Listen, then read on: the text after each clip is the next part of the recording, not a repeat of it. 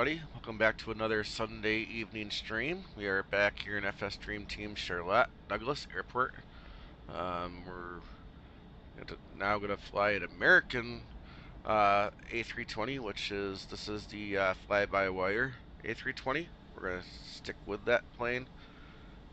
We are sitting at gate Echo 11. Now, I did do my best to try to find a real-world flight from here to Shreveport, but American does fly it, but they fly the CRJ 700.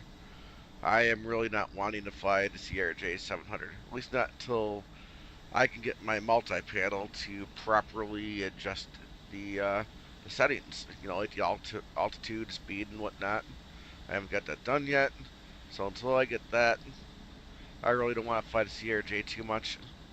And honestly, I still want to stick with the Airbus. I do know large planes do fly into Shreveport. I'm not sure where they actually fly from into there, but I do know the larger planes do fly in there, just not from here on this route by American. United does also fly to Shreveport. However, United does not fly direct. There are not too many carriers that do fly directly into Shreveport. Usually, whenever I used to fly into Shreveport, which I did it at least a couple times, it was always via Delta. So I'd fly from Rochester to Atlanta and Atlanta to Shreveport.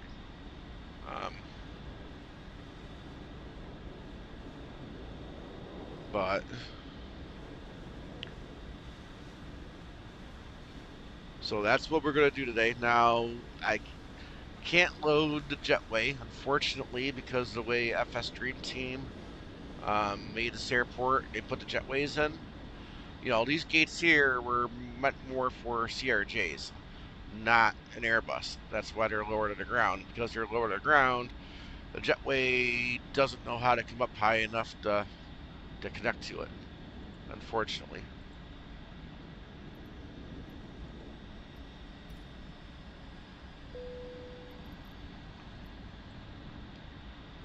We are going to go ahead and get the things rocking and rolling here.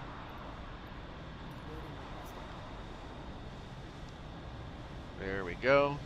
And like I said, you're not going to see the jetway move. Let's go ahead and get in the cockpit. We'll come up here and we will start getting the power on. Got the batteries. Come up here and grab the deers. We'll go ahead and grab the crew oxygen. Get the emergency lights, seatbelts, and smoking. There we go.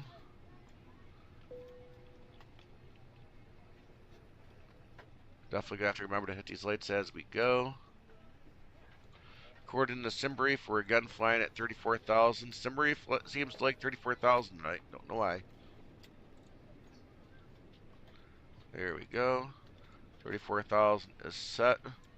Let's go ahead and adjust these.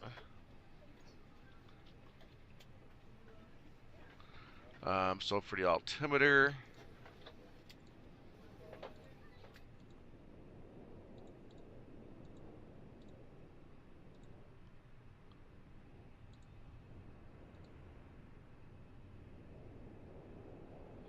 gonna be 2981.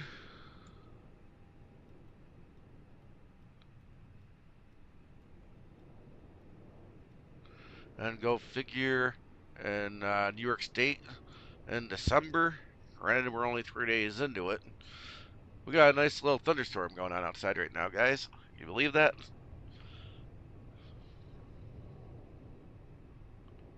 There we go. There's the altimeter. Let's go ahead and get the tablet going. That's already loading up. Let's go ahead and get down to the tablet. Even got to adjust this one. Boy. While we're at it, let's go ahead and grab these lights.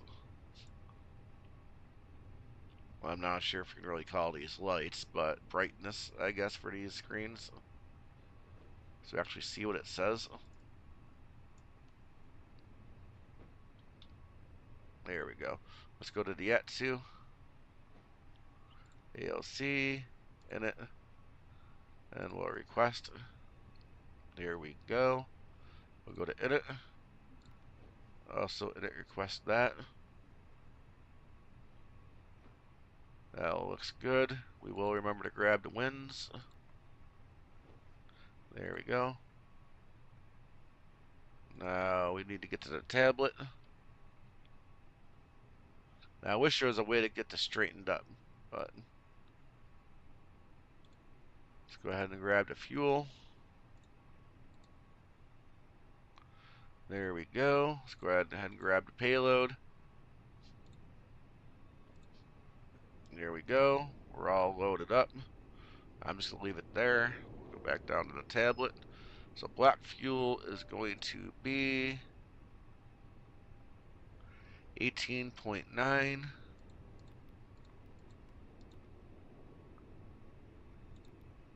And I'm going to say 134 is the zero fuel weight. But now I'm going to have to get back over to the tablet. And we're going to do 32.8.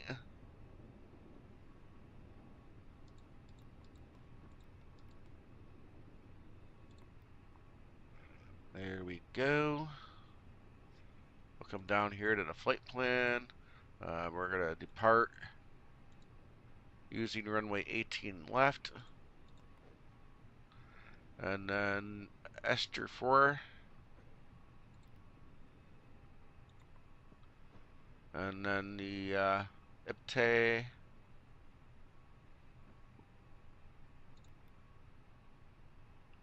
I'll go ahead and insert that.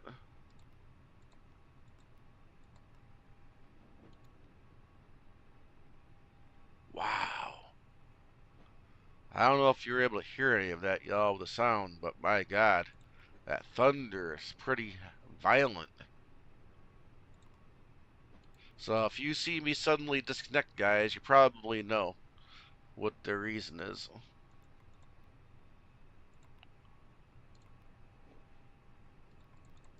Now, I knew it was supposed to be raining over the weekend and whatnot, but I honestly did not know that it was going to be calling for what's going on right now. Alright, so it looks like, yeah, we can do RNAV 24. And there is no star or anything, so we're really going to kind of have to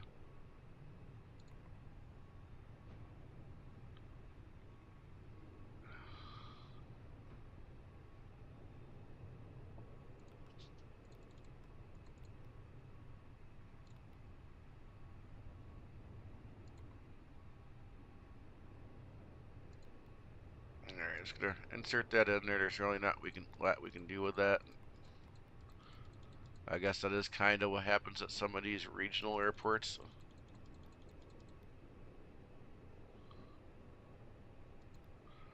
For the perf, again, we're gonna estimate it.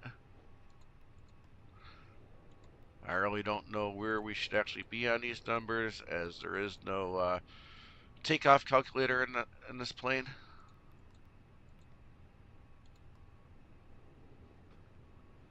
We're going to do flaps 1. We can do a D rate of 60 or a flex temp. Don't know if that's right or wrong, but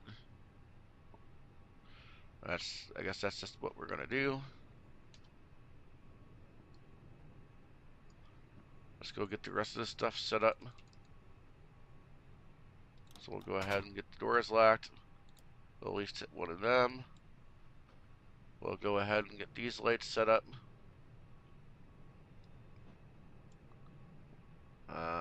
We'll grab this.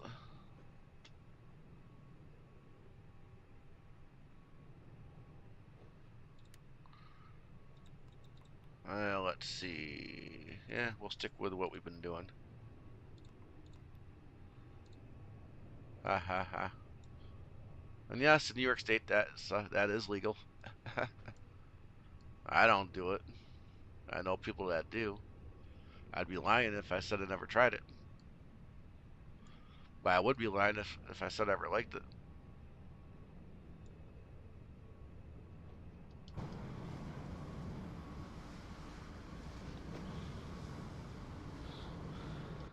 Of course, that legality is still kind of new in New York State. A lot of licenses are still being issued for stores to open up and sell it. But anywho, let's go ahead and get the APU started up.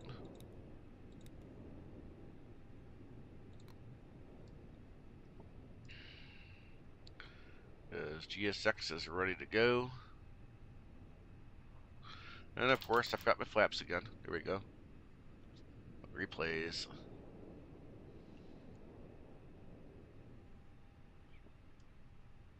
Now while we're waiting, so we're taking off 18 left. On our chart, we're actually not very far away from it. We got a pretty short taxi.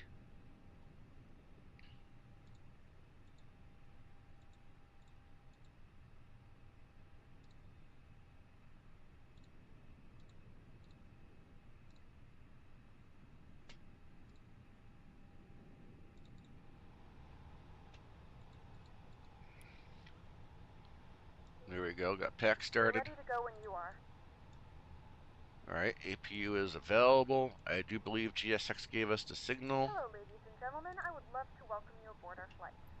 When you find your seat, please be sure to place your larger carry-on items in the overhead bins and smaller items underneath the seat in front of you. Unless Here you're she in the comes. front row, please place all of your items in the overhead bin. Partially inside the jetway. Ready for pushback. For your carry-on items, please let a flight attendant know and we would be happy to assist you. If the overhead bin is Suppose we can come up here and get our beacons on because we will be starting our engines. to other passengers.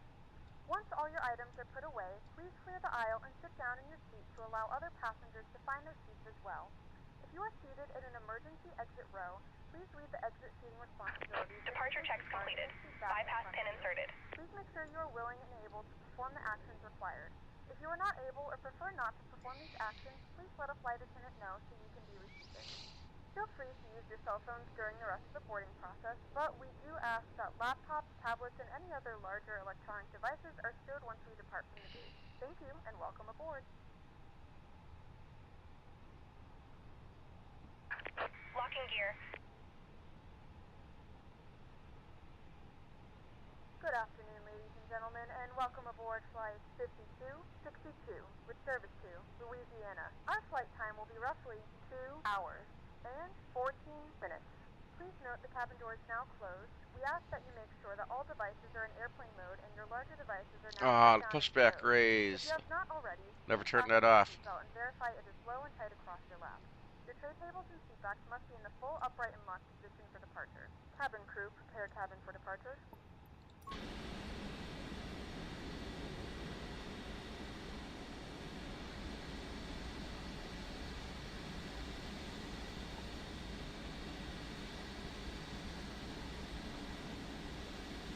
Looks like we got kind of a traffic jam going on over here.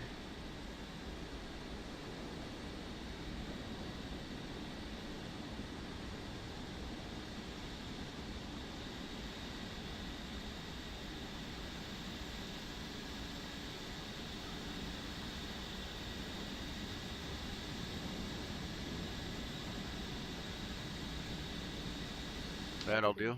Release parking brakes, please. Commencing push. All engines clear. Start at will. Alright. Let's go ahead and light up number 2.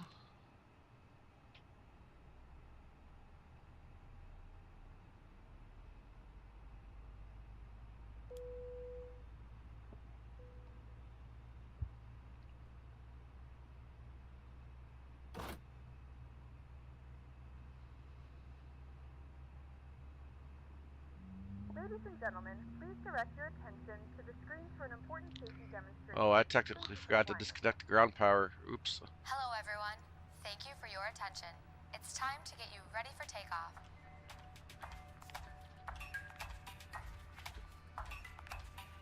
We know you have lots of choices, so thanks for choosing American. We're happy to be your airline. Now if you'll just follow along with me, we'll be on our way.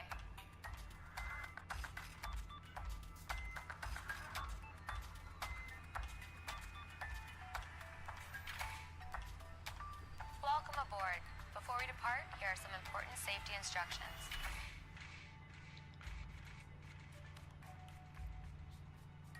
First things first, let's buckle those belts. Insert the metal end into the buckle Let's go ahead and and light pull up the number strap 1. to tighten. To open, simply lift on the top of the buckle. And Please set remember, parking brakes. seatbelt should be fastened whenever you're seated, Cockpit to just ground. in case We of have a good unexpected engine start. turbulence. You can disconnect. To get us on our way, Unlocking gear. make sure your seat is up, all electronic devices are put away, and your tray table is stowed. If you have a carry-on, push it all the way under the seat in front of you. If it won't fit, place it in the overhead bin. If you have a handheld device, please switch it to airplane mode now. You'll find our full electronic device policy in the back of your American Way.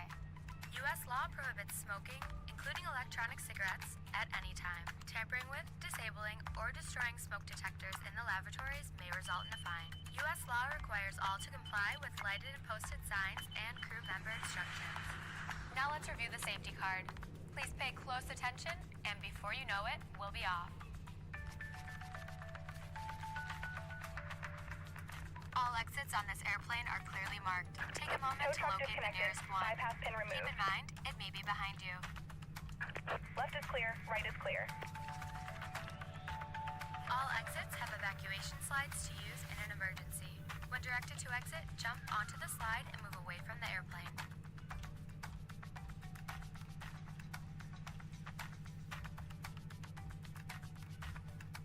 Some slides may also be used as a raft, except those over the wings.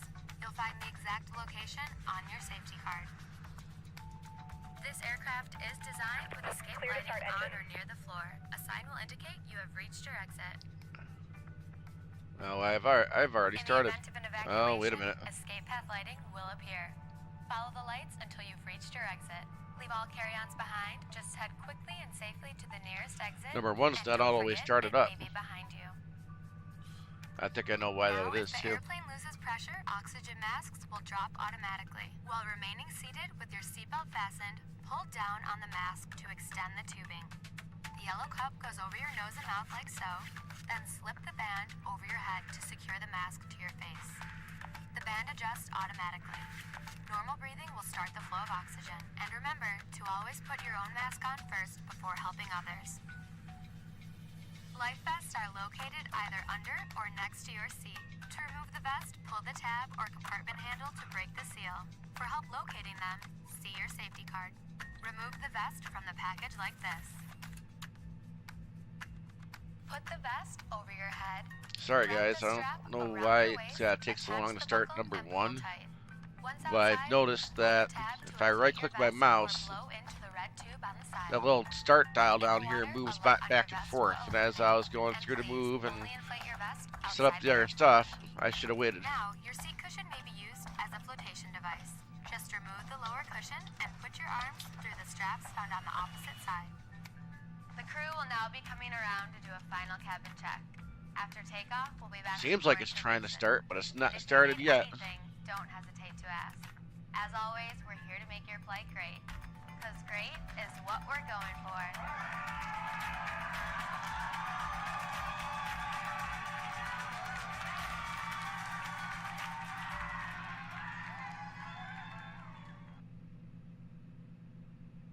We're ready for departure. Oh good, I'm not, unfortunately.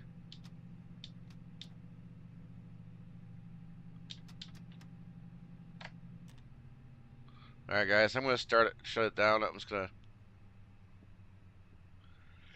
try this process again. And just leave my mouse alone and let them start up.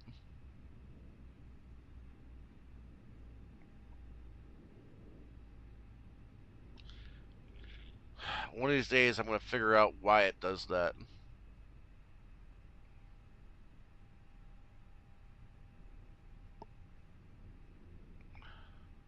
But it didn't happen before the last sim update. Now they're coming out with one this month. Maybe, hopefully, in this sim update they'll fix what they broke the last update. I don't know.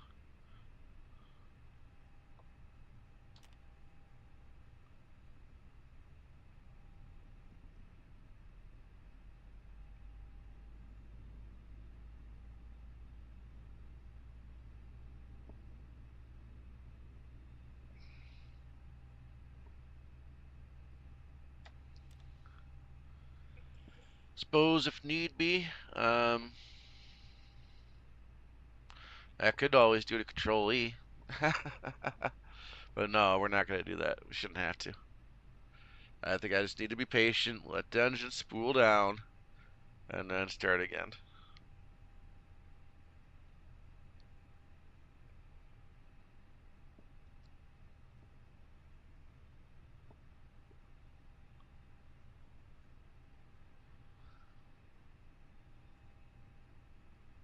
I think I was a little bit too much of a hurry to start moving the mouse, knowing it was going to interrupt the start switch. And then eventually turn that switch off before it was actually ready, because it wasn't ready, because I was interrupting it too much. But alright, let's try it. It's got to be spooled down enough.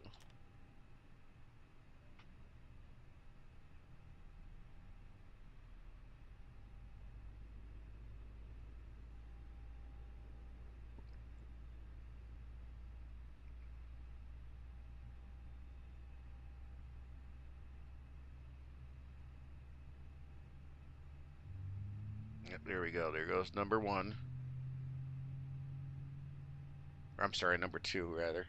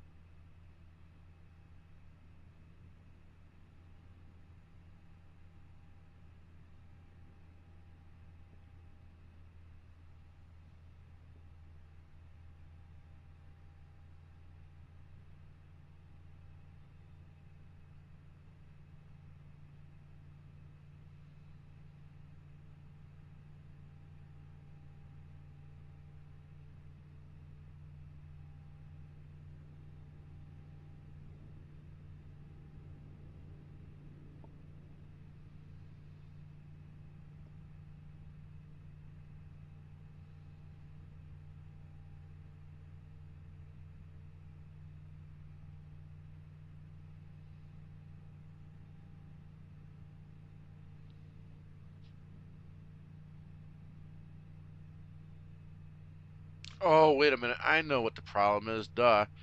That's why I usually already do this. I never turn the fuel switches on.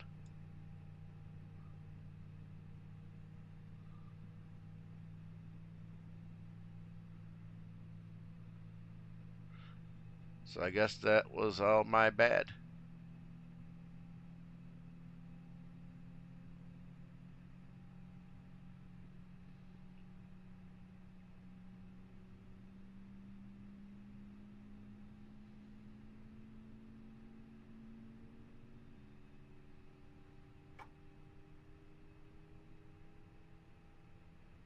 Alright, I'll start lighting up number one so we can get out of here.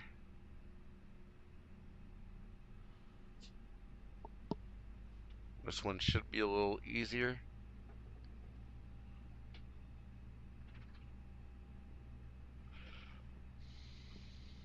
A little quicker, not the fuel's on when it's supposed to be. Ha ha ha.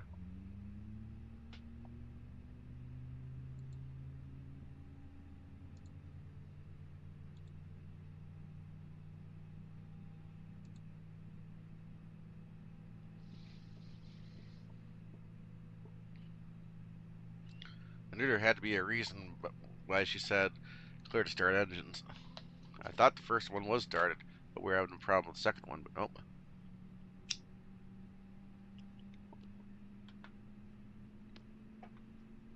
Now they're probably going to be a little irritated because we didn't go straight to the taxiway, or I'm sorry, straight to the runway.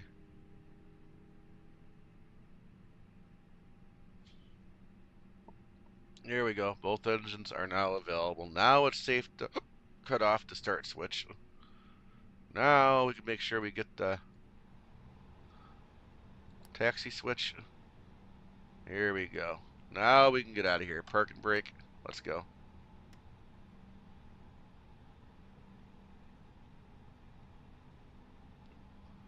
Enough shenanigans for one day.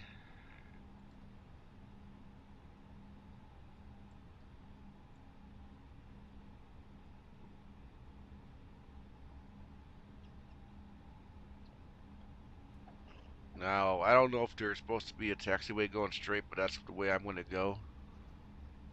I don't know why there wouldn't have been.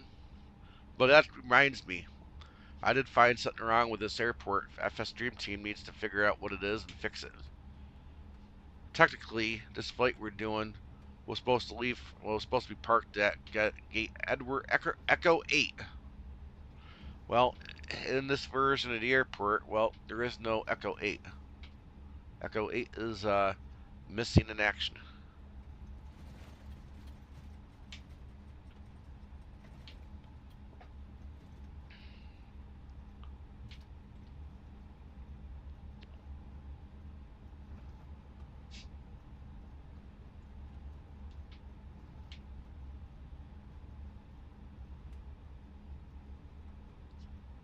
Like I said, short taxi.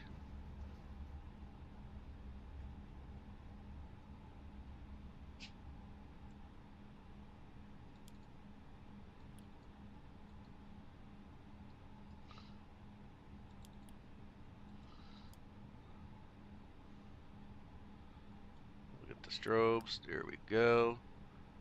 Also, let's not forget to grab the APU. Don't need that on anymore. Let's go. Oh, I forgot the takeoff config.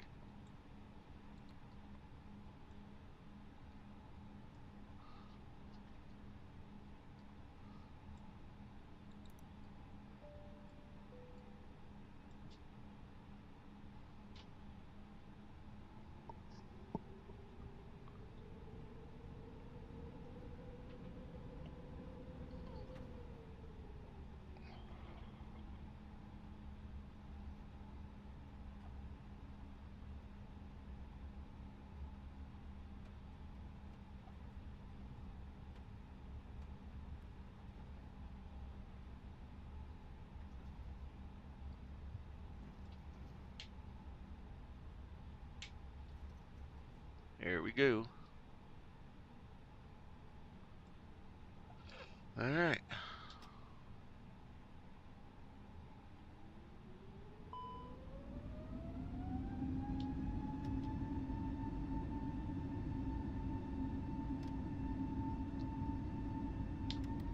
Why can't I get my flex temp? What's wrong? Auto throttle is not wanting to engage. It says I didn't do something. Cabin check I did. Oh, I forgot the auto brakes. I thought I already did that. I know I did this before. There we go. Now it agrees. Now there shouldn't be any reason.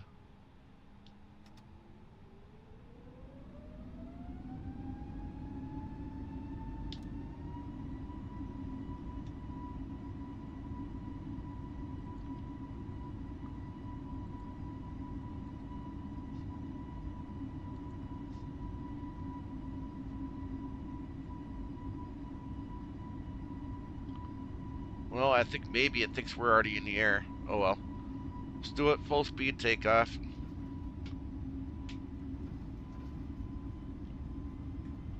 And hopefully everything will go right. But I will say that's kind of odd.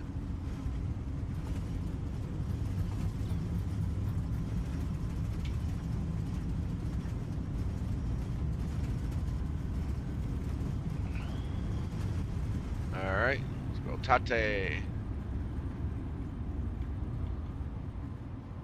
There we go.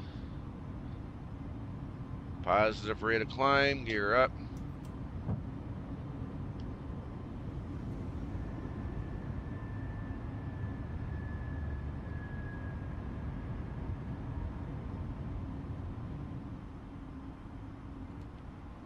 Yeah, now it'll let us have auto throttle. I wonder what's up with that. Here we go, climb.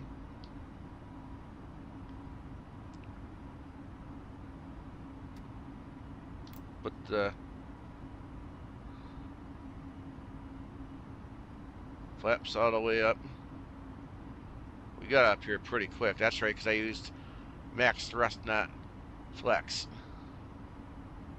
So we really didn't end up derating it. But I'm going to go ahead and put the autopilot to work.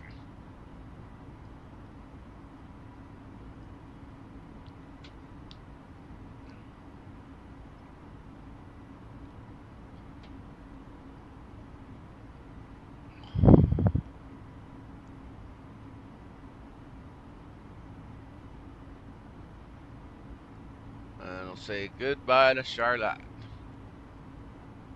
Charlotte is how I believe they pronounce it down there.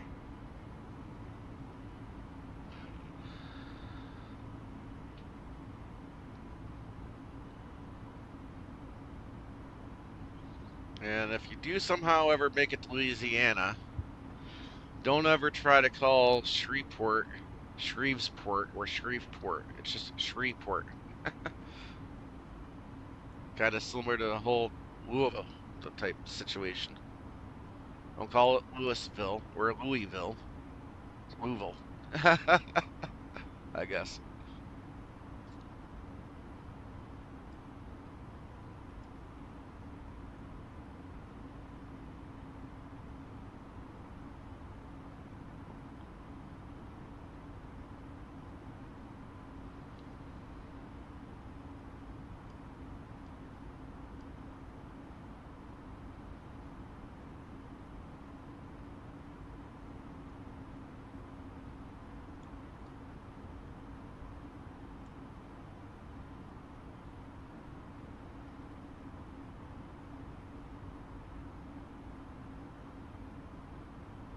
But we are finally, thankfully, on our way.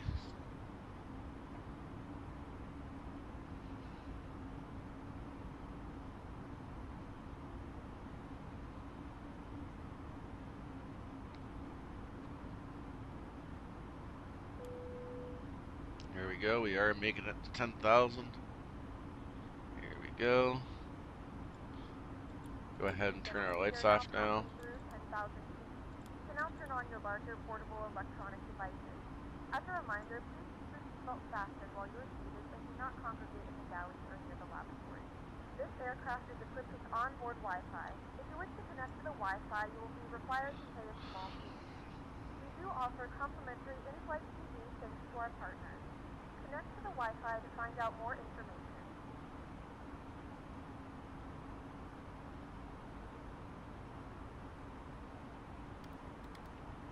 The flight crew has turned off the fasten seatbelt sign. You cannot get up and move around the cabin. However, we ask that you keep your seatbelt fastened when you use the means of unexpected turbulence.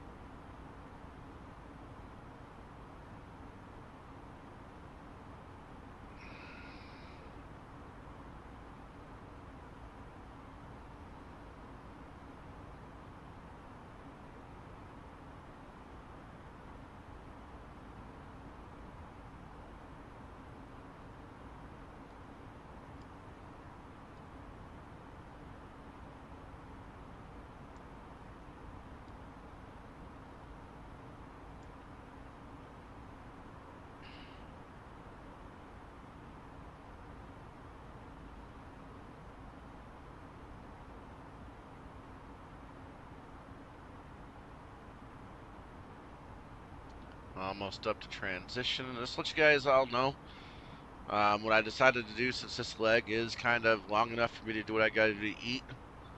I did wait until I got the stream started. So I will be pretty much in and out, at least for the first half of the flight. We are at transition. So yeah, guys, so I'm going to put the music on. I'll do my best to change the views and whatnot the best I can. so you don't have to spend too long listening to one view. I will apologize for any music that you hear that maybe you didn't want to hear, because it kind of sucks that I'm not here to hear it and switch it for you, but it is what it is. Well, I'm going to go ahead and put the tunes on and start changing some views.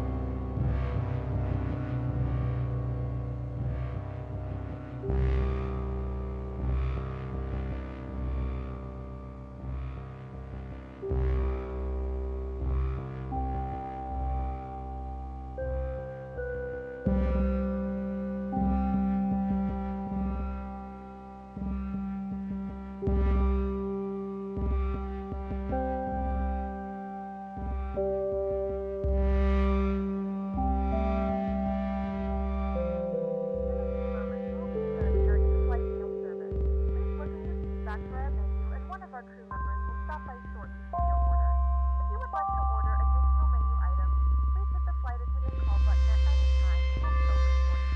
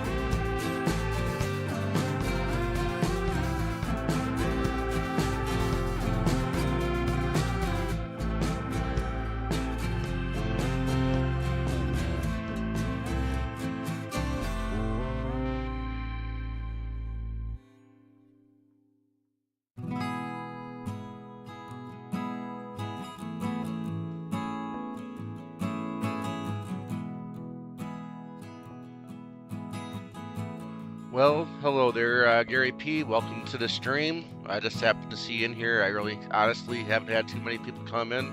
I do thank you for taking a look. I hope you like what you're seeing so far. But to answer your question, while I do watch Captain Canada occasionally, to be truthful, I don't know as if I can say yes to your question.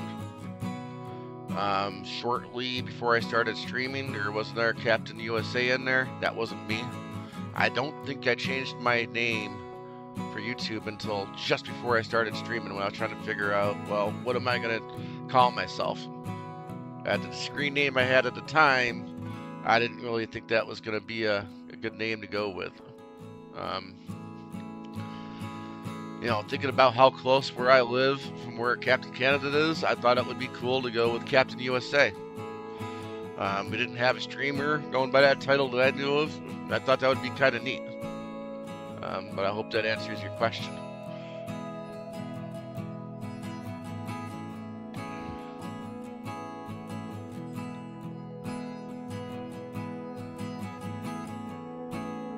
I will also, however, say that since I've been streaming, I've been spending so much time doing this that I haven't really caught the streams lately. Kind of miss it.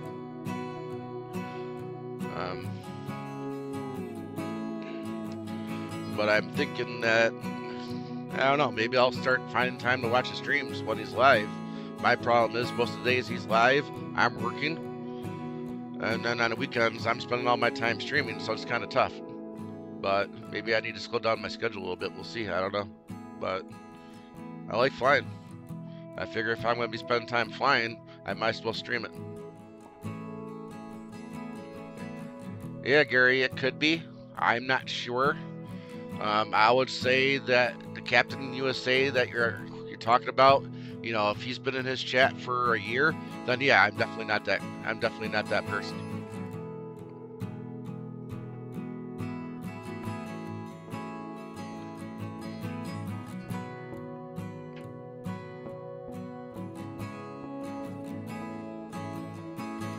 Yeah, that's probably.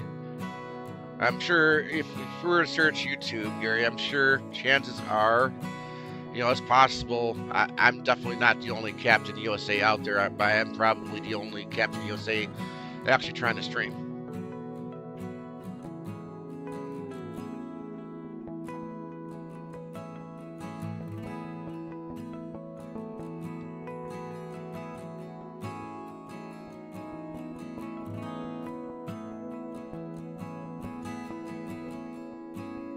Let me know if that music is still too loud for you to hear me good. I turned it down like halfway from where it was, but...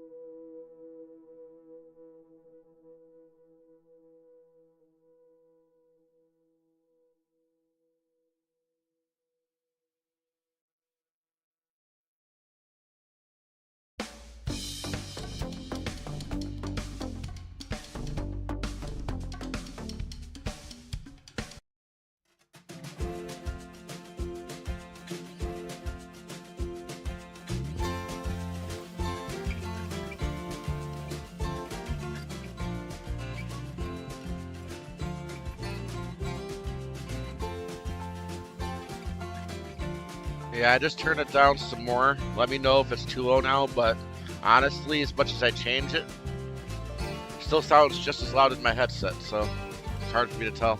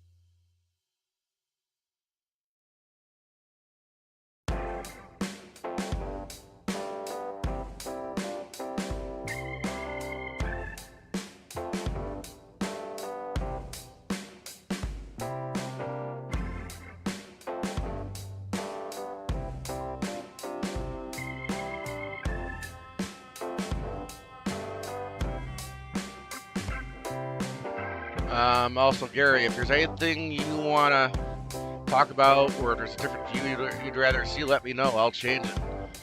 Right now, you're the only one in the chat, so it's all yours.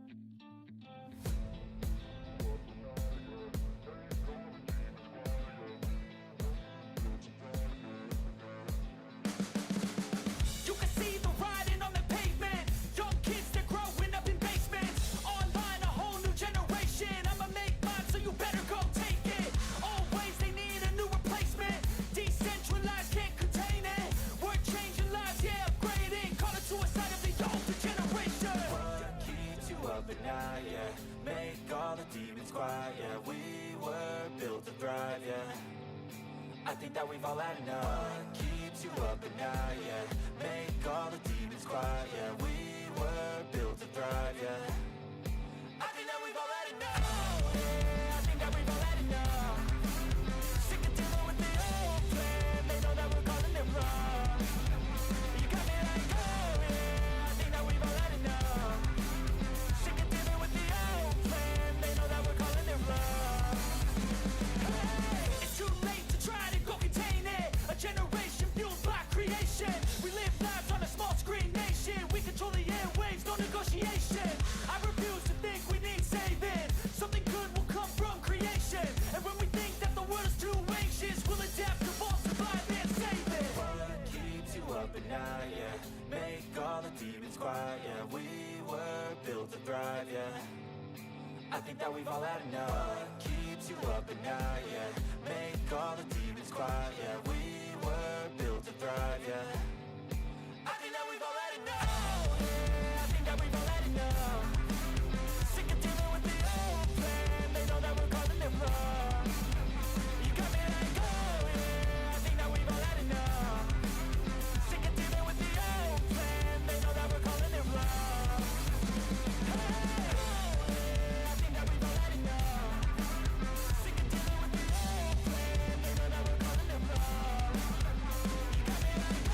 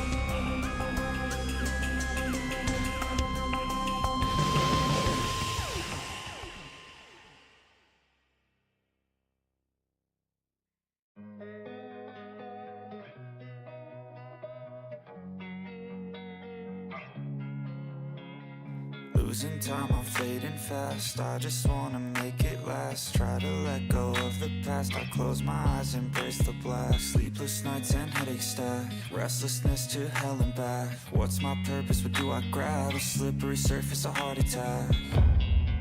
And sometimes you just gotta believe there's something that'll give you relief. There's something that'll have what you need, what you need. We're broken, it's tragic, we're not all elastic, but maybe there's magic. Believe you could have it, and I know of sadness, the anxious and panic, the infinite vastness of all that is blackness.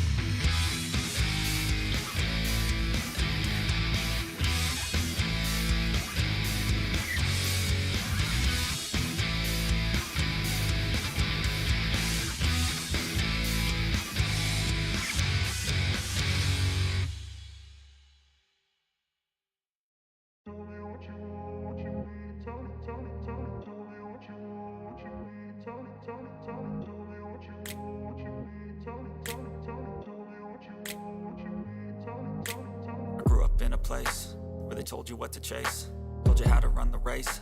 Every move was on the page, but I didn't like their way. Had to fight and misbehave, had to find a way to change, had to leave to find my way. Caught up in a daydream, I beat my mind up there almost daily. It's how I pass time, no opinions safely. It's how I understand what I want in this place, see. Cause everybody wanna tell you bad things, what could go wrong, what fame brings. But success is a finicky thing, and if you ain't sure, no, it'll never be. I don't wanna let myself down, myself down. I don't wanna let myself down, myself down.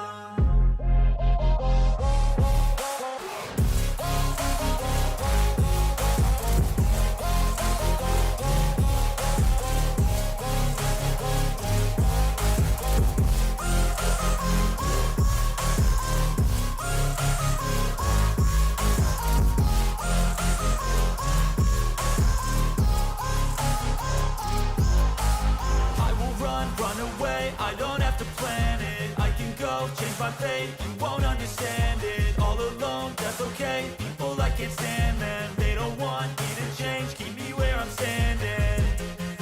And I don't wanna be where I am, and I want something more, take a chance.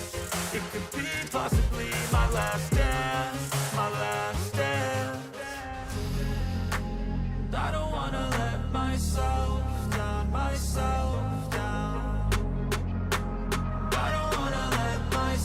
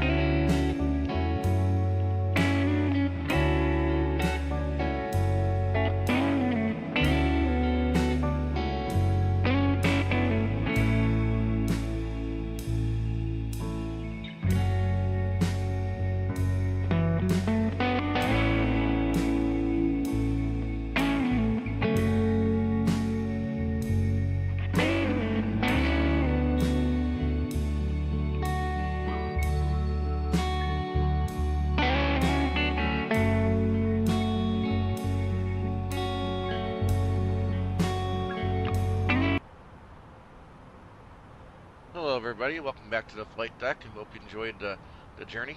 So we are almost there. We shall be on the ground shortly, so we're definitely going to record the landing, do a couple of replays, take a look around at the scenery. Again, I haven't mentioned it yet, but this is my scenery that we're flying into. If you'd all like the scenery that we're flying into, again, this is my work. It's not perfect scenery. I'm not going to try to say I'm top-notch quality scenery maker here, but I do what I can. If anybody would like a copy of it at some point, eventually I do have plans on giving it over to Microsoft once the World Hub comes available. It is my hope that it'll just end up eventually being part of the scenery.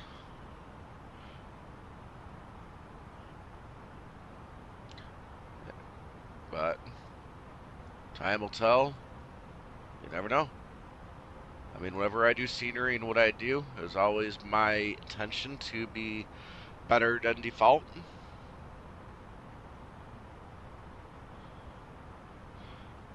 You know, jokingly, I was thinking about maybe I should name my scenery company Better Than Default Scenery. Kind of seems like it'd have a good fit.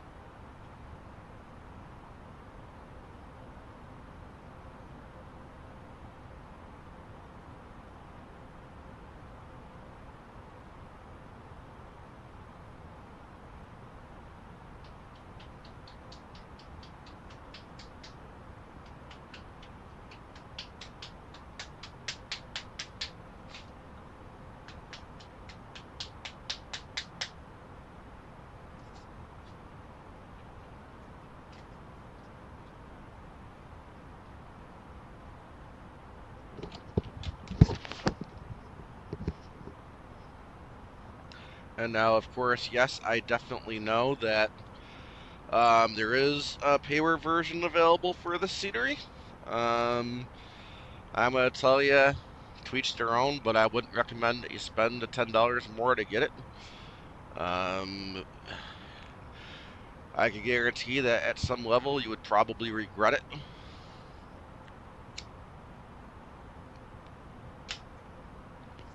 And I guess I don't mind saying the developer. They go by two names depending on where you get it from. If you get it from the marketplace, it's MSFS Scenery, MSF Scenery Builders. I'm not sure if I'm saying it right, but they're that one developer that has a whole mess load of airports available in the marketplace. I'm sure you all know who I'm talking about. Y'all may have possibly bought at least one of their sceneries. And then if you are shopping from like Sim Market, and then they go by a couple different names. In Sim Market, it might be FSX Scenery Builders, same company as the other name that you see on there a lot. They seem to have the same sceneries available. I'd have to go on Sim Market to look for a more accurate name, but yeah.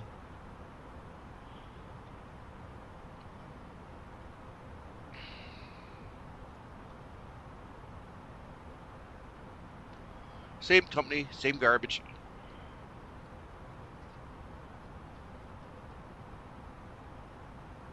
And that's usually a good sign when you have somebody make a scenery, right? And sell it. And they got to sell it under a couple different names. You know, there's some. You know what you're about to buy probably isn't going to be top notch.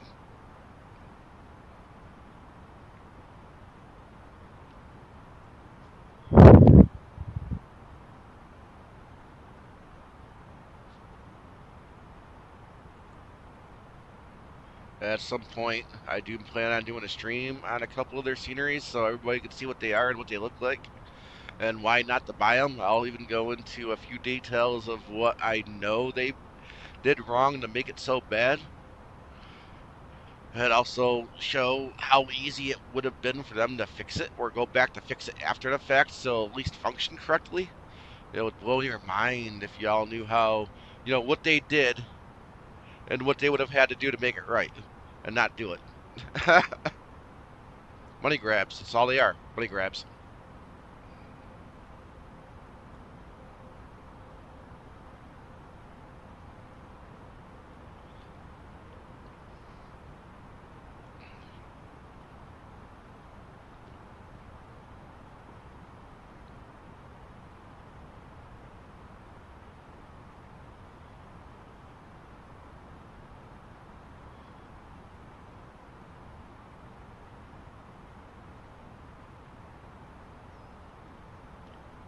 Alright, now I'm glad I made the command decision to start my descent before it wanted to do it on its own. Because look where we're at. Look how close we are. And then we're not, that green dot isn't even close to where we're at. And I'm not saying we're exactly at where we ought to be at, but we ought to be pretty gosh darn close. But I am definitely going to start slowing this down. Oh, look at that green dot. We're finally starting to get down to where we ought to be. If I wouldn't have decided when I did, this plane was going to have us do a massive nosedive.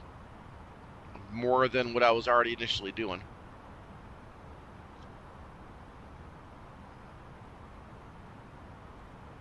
Let that take back over so it could actually appropriately follow the going down. Let me go ahead and remember to get our recorder on.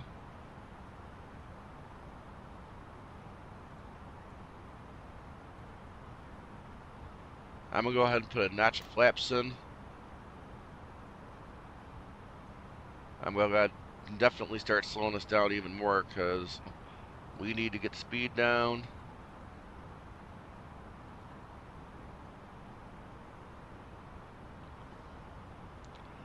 And now I'm just going to kind of tell it to go all the way down.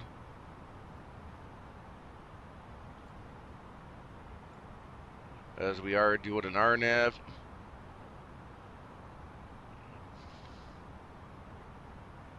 And I did arm that, right? Yep. Auto brakes are armed.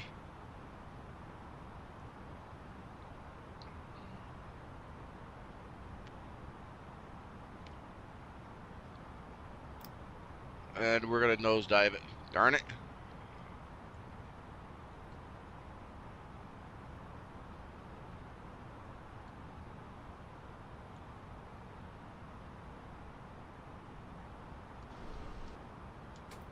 My plane. And of course, the weather's not going to be cooperating for us.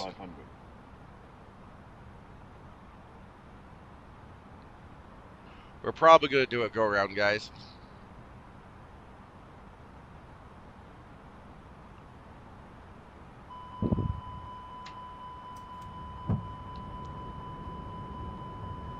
Pull up, pull up, pull up, pull up, pull up, pull up.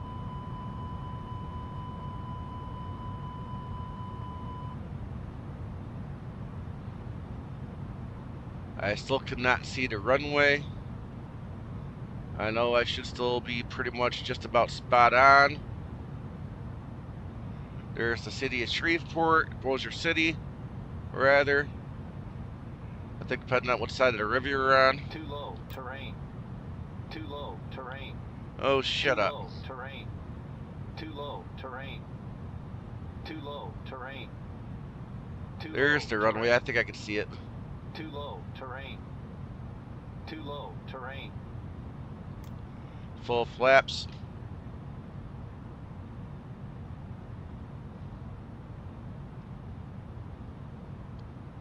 Oh no, I didn't see the runway. We're going around, guys. We're going to try this again. Too low, terrain. Too low, terrain. Too low, terrain. Too low, terrain. Too low, terrain. Get the gear up.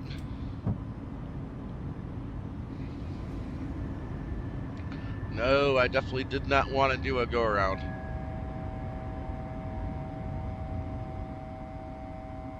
But it is what it is, I guess.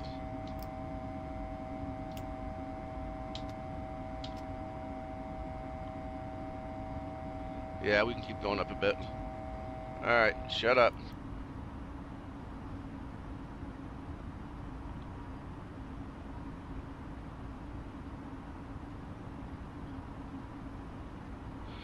Weather definitely was not cooperating.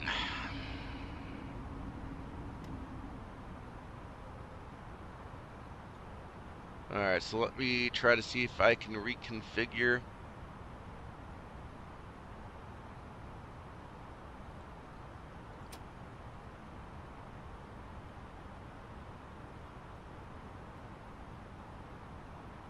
And just a second here, turn on the heading.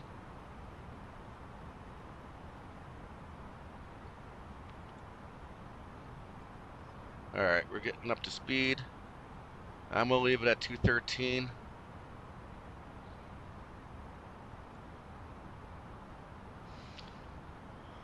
We're going to have to try this again. I'm not going to try to land on that. I might have been able to pull it off, but that would have been a real nasty, terrible landing. And I honestly don't think anybody watching would have wanted to see that.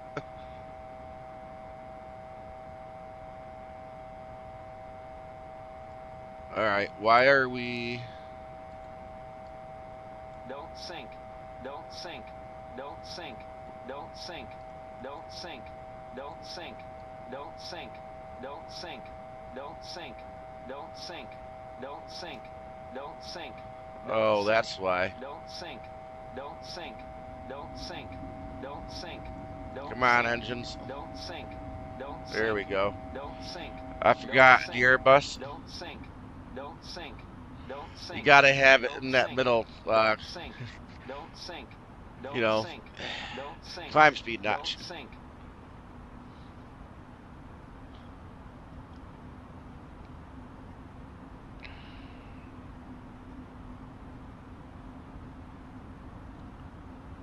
Well, we're gonna end up doing a take 2.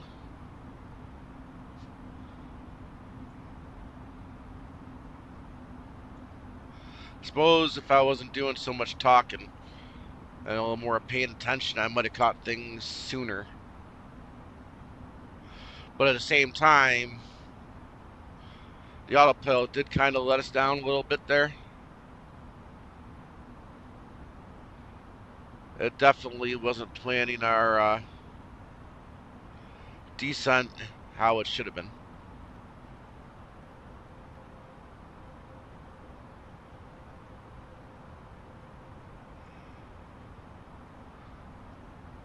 And passengers aren't real too happy about that. They're 85% satisfied.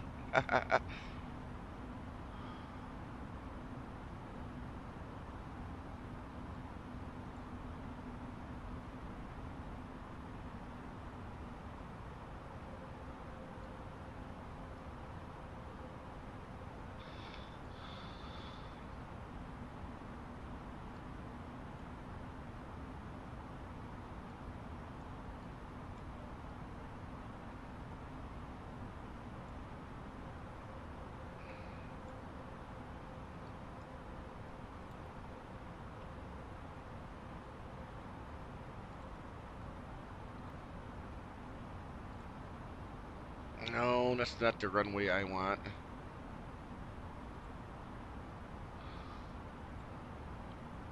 .24 is what we want.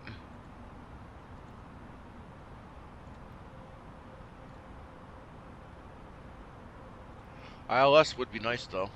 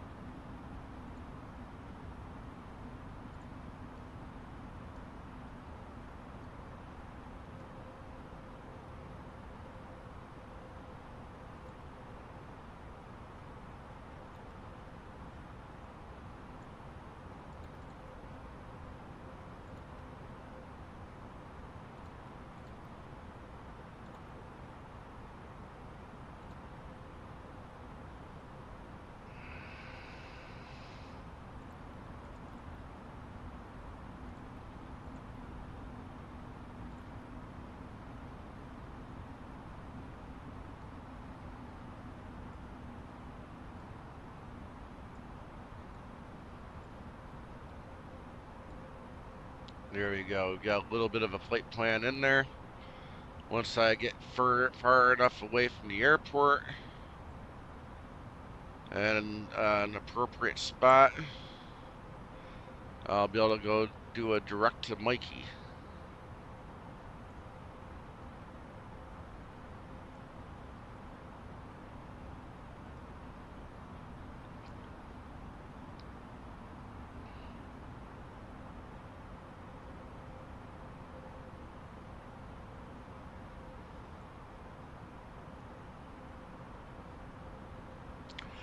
No, I did not read the go-around chart. I may not be at the right altitude, and I might not have gone the wrong heading, but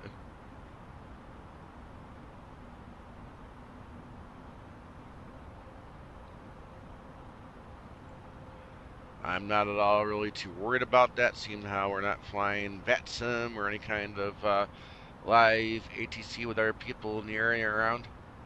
The only things I'm going to bother are those stupid artificial idiot airplanes, and I really don't care about bothering them.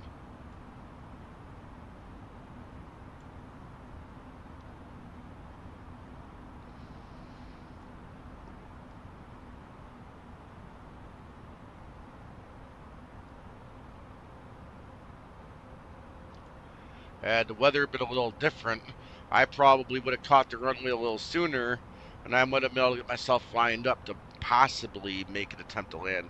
But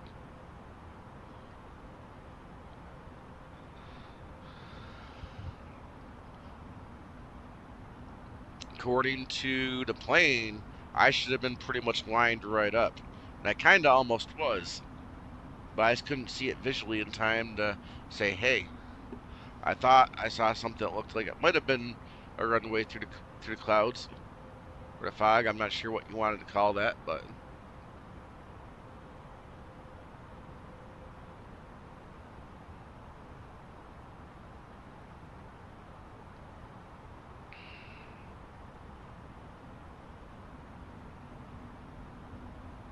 alright, we're going to start making a little bit of a turn here.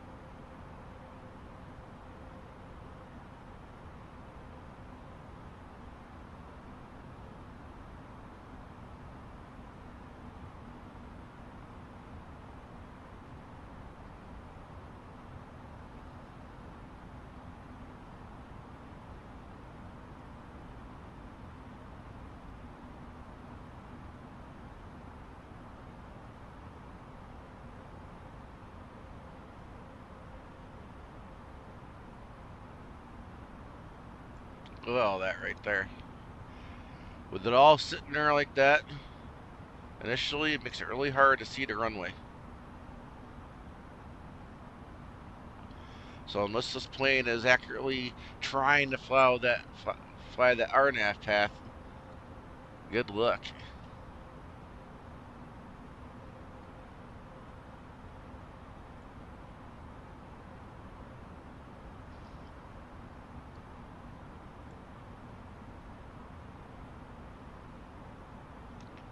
Alright, let's go ahead and do a direct to Mikey.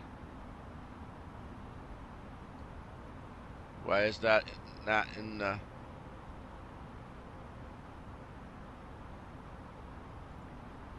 It's right there.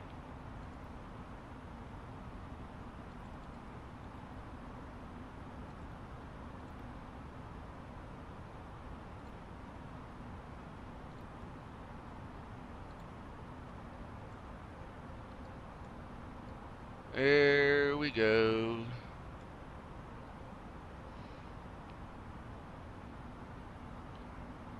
She's gonna fly and get us all lined up.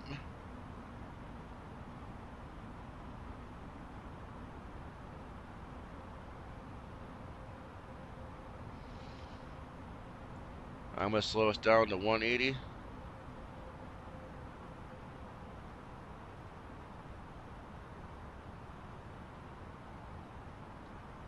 Start putting out some flaps.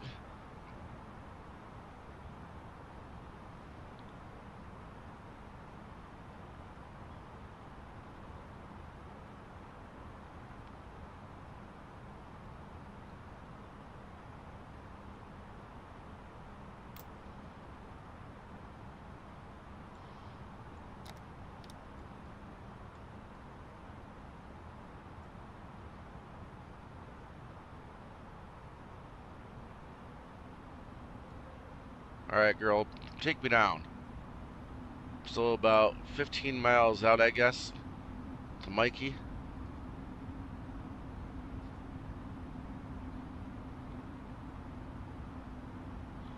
A little further away than I thought I was.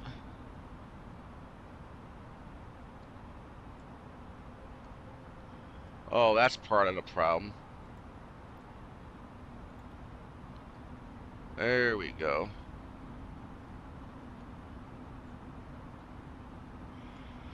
So, as it turns out, I'm going a little slower than I needed to as far out, but that's alright. My goal is to actually make it this time without an issue.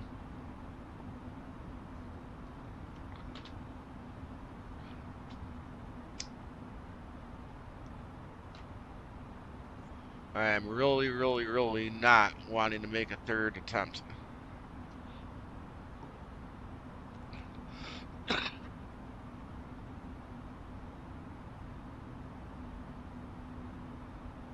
I really would like to kind of know what went wrong. Did I do something wrong initially for it to want to not send in this appropriate place?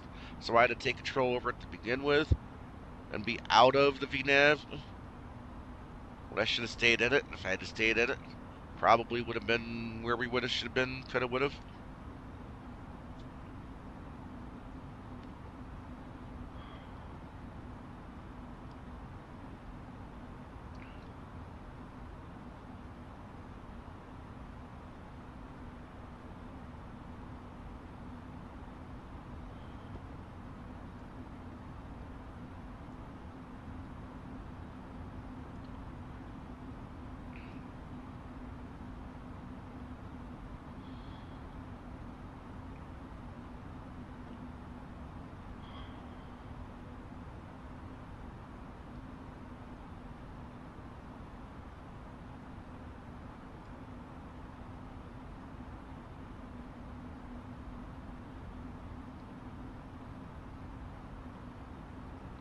Look at that. This right here makes it really hard and tough to see our runway out in the distance.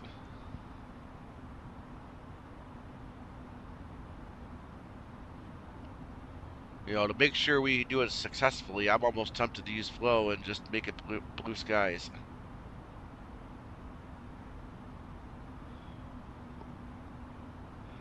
So I don't know if this plane is actually gonna do what it should.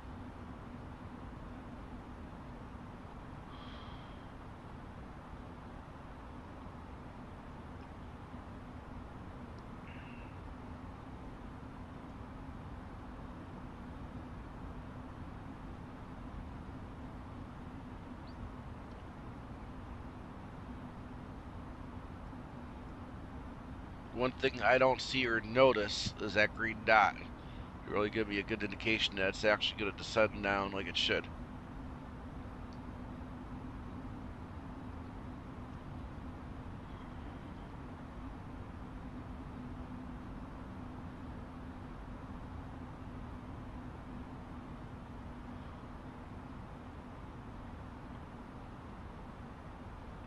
Look at that. It's a complete whiteout.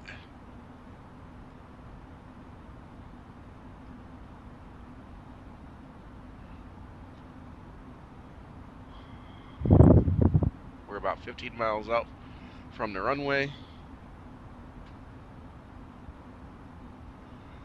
Yeah, if Captain Canada was watching this right now, he'd be freaking out that I'm going so slow before I should be.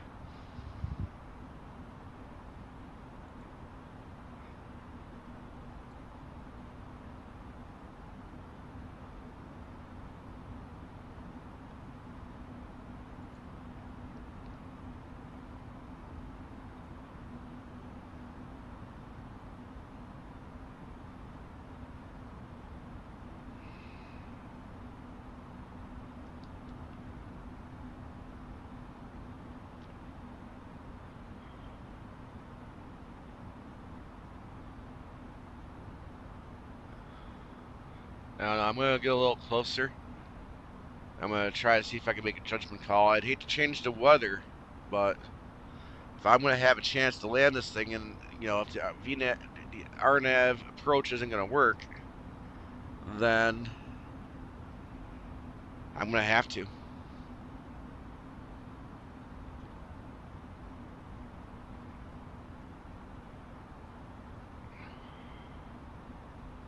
Here we are. We're making our turn in.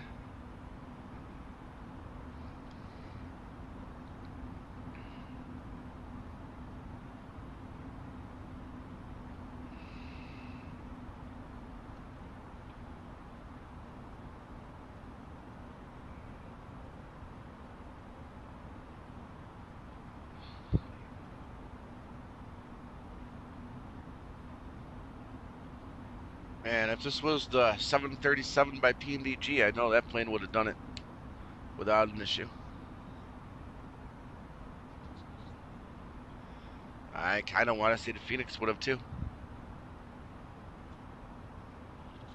But I'm going to stay here and fly-by-wire the rest of the night. You know, maybe tomorrow I'll fly to Phoenix. I'll probably be in an Airbus of some sort the rest of the week.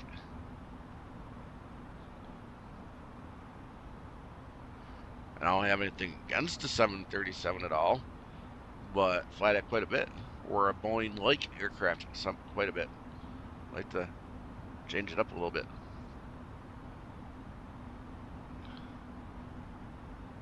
Alright, we're about 10 miles out.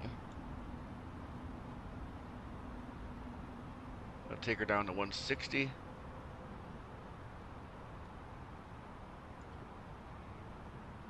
Go ahead and get flap 3 out.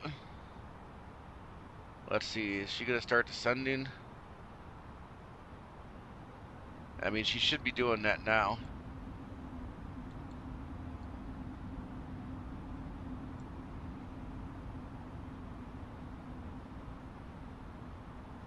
Yeah, she's not gonna.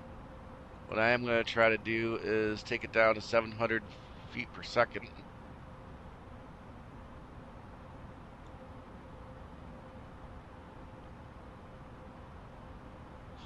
See if we can at least get her down enough on her own to get to a point where, you know, we can stay on the LNAV track and stay lined up and be able to see that runway without turning cheat mode on and getting rid of the clouds.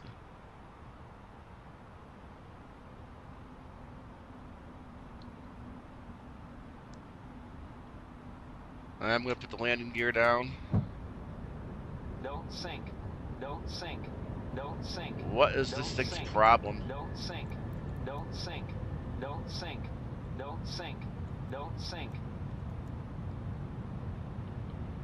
I know I don't want to listen to that. Alright, we're about 5 miles out. I still can't hardly see a thing. 1,000.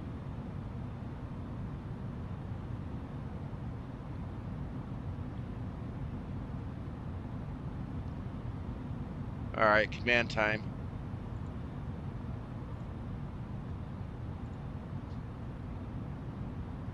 I still can't see that runway.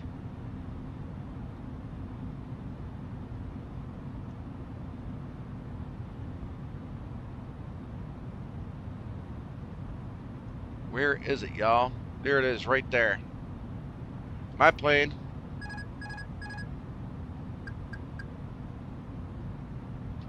I'm gonna put out full flaps. Take this thing down to 140.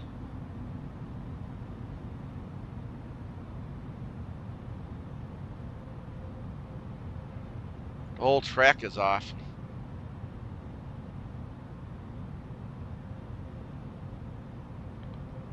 I never would have made it down on this thing.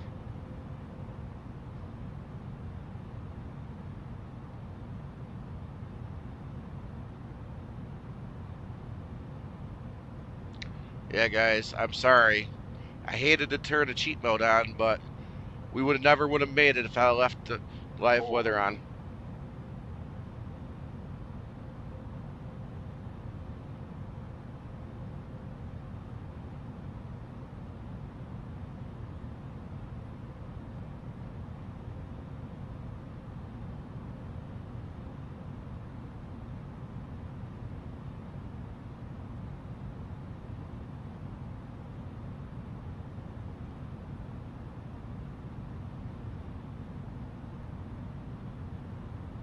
Fifty, 40, 30, 20, retard, 10, 5.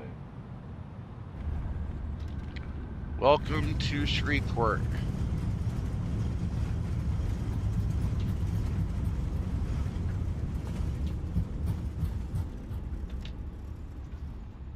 Alright, so I'm not going all the way down. I am going to make a right here onto this runway. Ladies and gentlemen, welcome. And we're going to exit off to the right. The local time is 3:07 p.m. and it's currently about 59 degrees Fahrenheit. You can now use your mobile devices. Please remain seated until the aircraft has come to a complete stop and the seatbelt sign is turned off. Remember to use caution when opening the overhead bins as items may have shifted during the flight. We thank you for flying with us and we hope to see you again. So we made it. I'm not going to say perfectly, but we made it.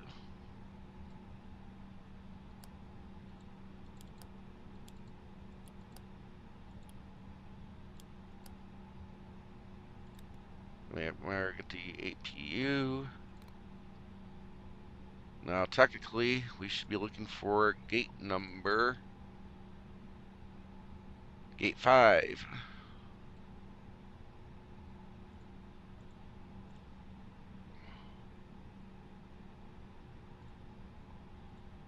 Can't remember where gate 5 is. And there's not a chart to tell me where it's at. I made it. I probably should know right where they're at, right? Well, I made it, but it's been a while since I worked on it, and I honestly haven't flown in here in a little while.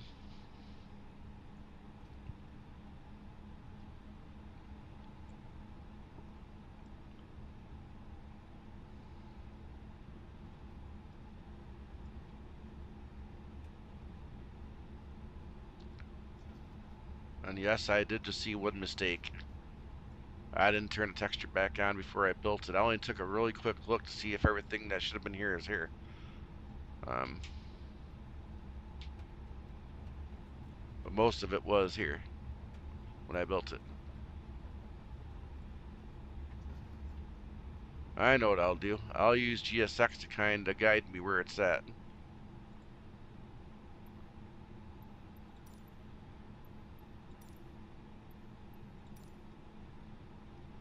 Okay, so gate 5 is on the other side. Alright. That gives me a real good idea where we gotta go.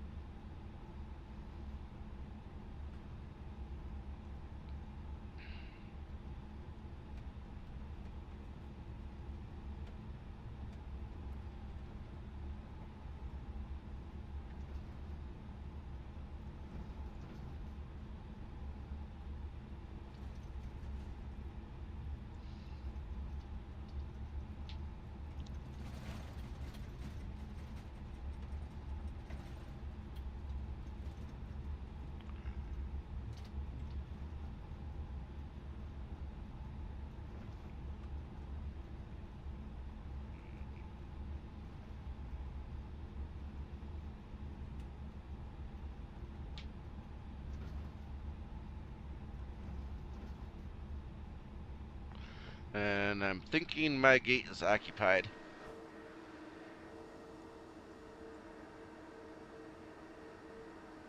No, that's gate 5 right there.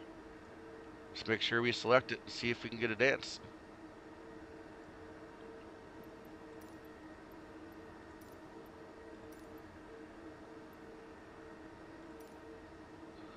Oh, there we go.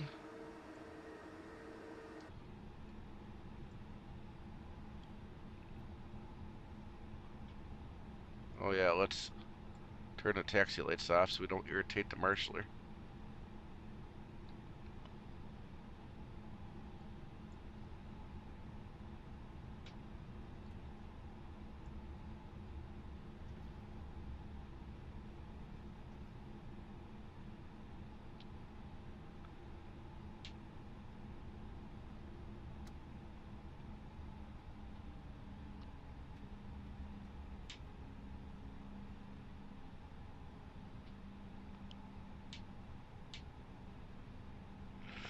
Alright, I'm going to stop here.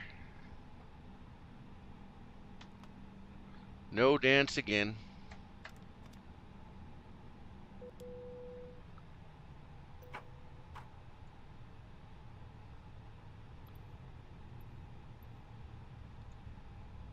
The boarding requested. Yeah, that's what I figured just about. Alright, so welcome to Shreveport. Again, this scenery is done by me. This is my creation.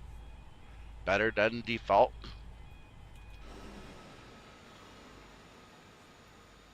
I can do a lot of stuff with the ground stuff. But when it comes to buildings, I do not have the ability to... Passengers, the boarding starting. Yeah, I just don't know or have the skills to make the custom buildings. Let's go ahead and get showcase mode. Oh, good God, Microsoft.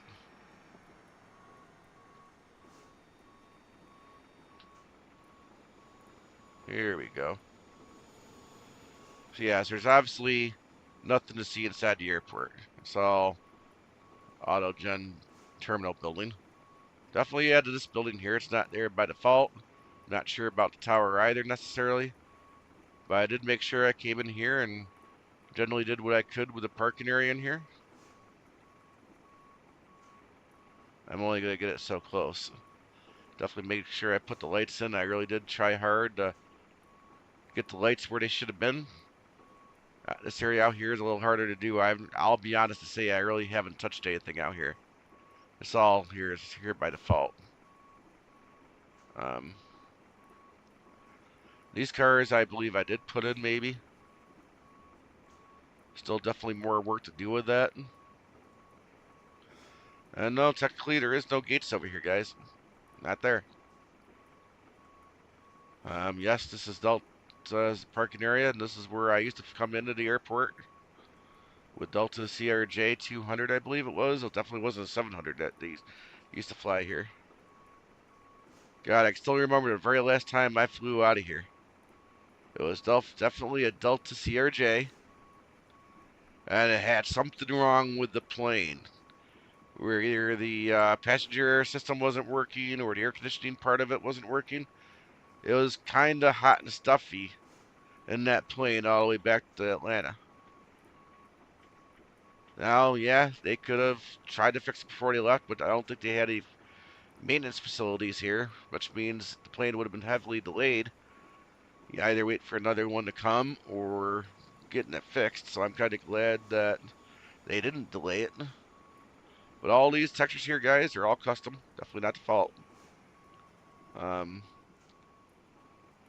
Some of this is easy. Some of it takes a little bit more work.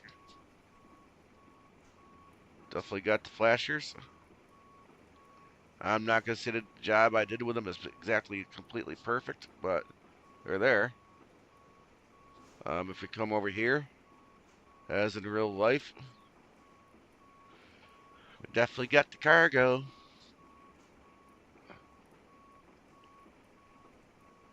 Oh yeah, I forgot. We need to do a couple things here. Definitely need to stop the recording. And Let's check out PACX. I almost forgot. Drag it over so you guys can see it. Eh, that actually wasn't a bad landing. 177 feet per minute. I would have to say that's probably about the best landing I've had in a couple of days. I'll definitely take it.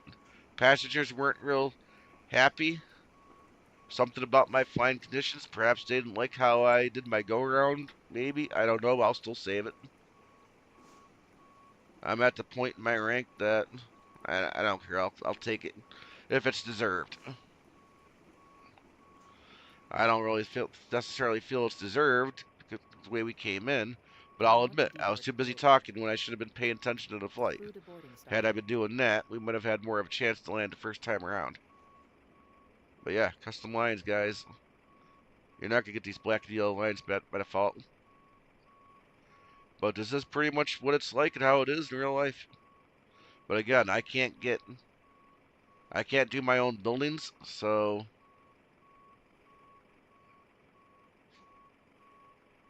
what you see is what you get. But obviously these trucks aren't here in real life. I mean, in real life, there's trucks parked there, but I'm saying by default, you're not getting that. A lot of this you're not getting. Definitely made sure all the aprons were lighted. But everything's here. Still some texture work to be done. Like the direction of these concrete blocks, I don't know if Pilots that's to boarding really starting. the way they're facing or oriented in real life, but they're there. Same type of what we should have. Again, custom ground textures, guys. That 1432 by, for example, it's not default. If this was default, highly likely you'd have one on both sides. And in real life, well, there isn't one of those signs there in real life. I did it the best I could as it was done in real life. But this is where we came in right here. This is the I can't remember what you actually call it. I'm pretty sure you don't call it a ramp, but I'm just gonna call it an exit. But for some reason, I turned the texture off and I never turned it back on, and I don't seem to catch it every time I rebuild it to get it updated and into the sim.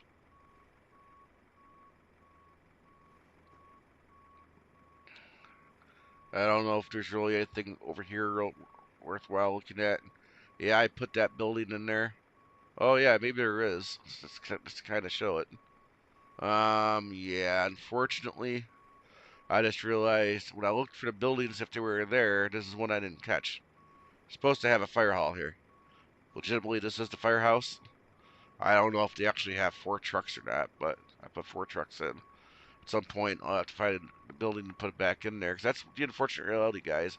Every time this sim does at least a sim update, buildings disappear.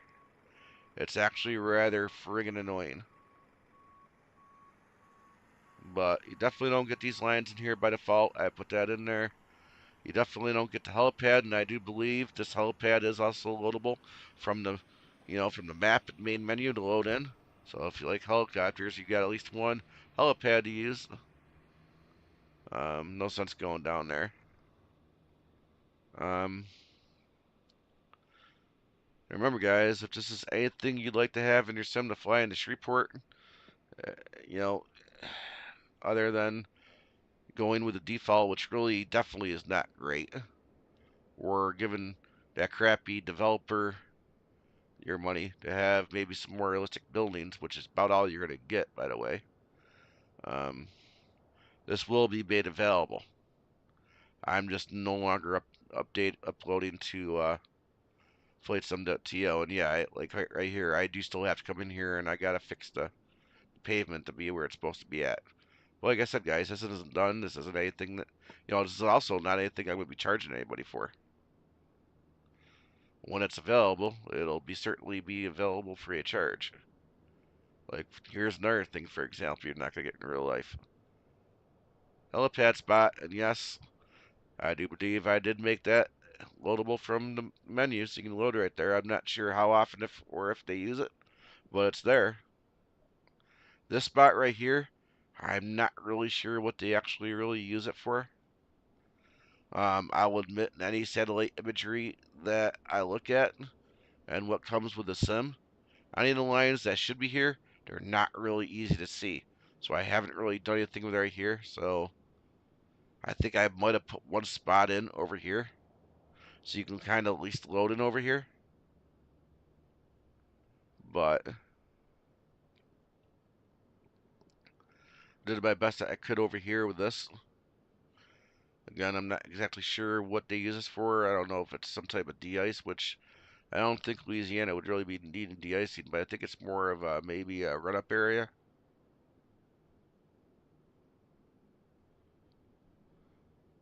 By default, um,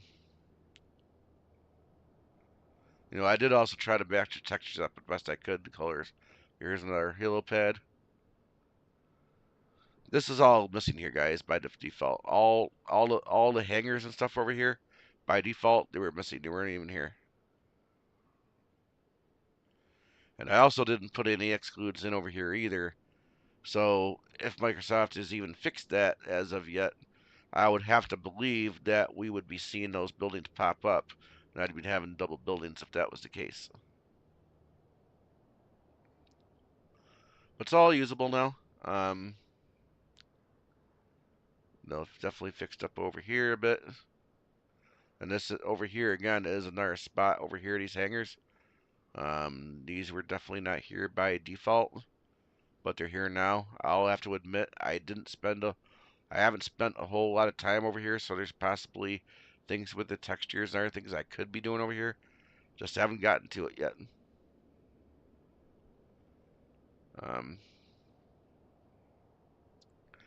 As you can see, imagine I do like to spend some time flying.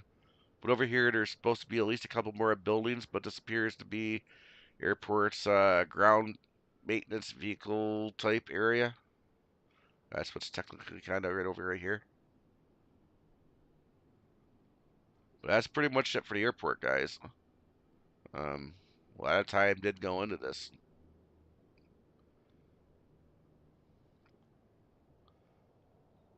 I wish I had the ability to do custom buildings, but I don't.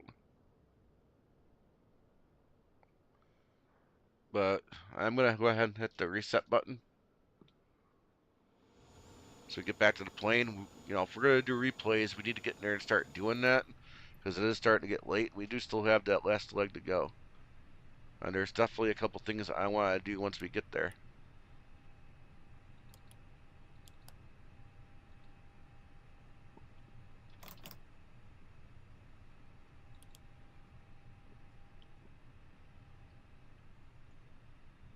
I believe that's the one I'm looking for.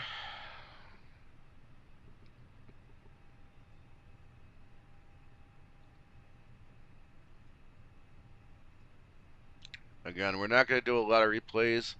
At the very least, I'll get a side view to see how we came down, and I'll get a Dougal view just to see how centered up we were.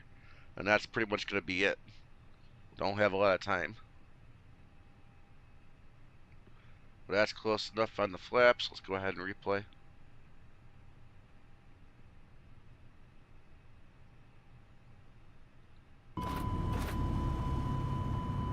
Let's go ahead and pause it.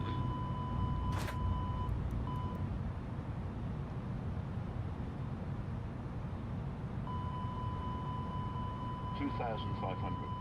$1,000. Now I'm going to go back and look at that first time in. I just don't see that really being worth our time.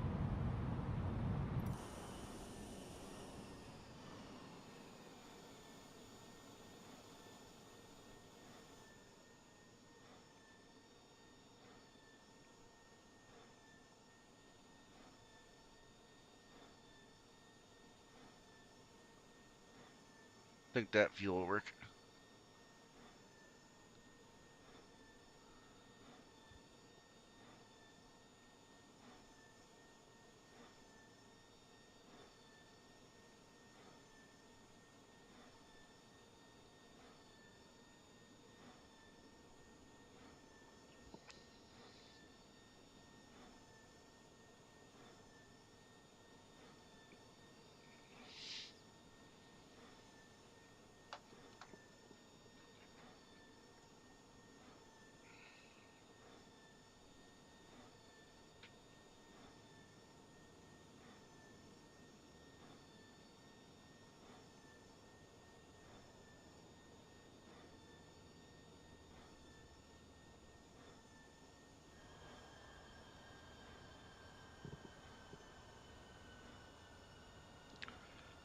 let's go ahead and at least get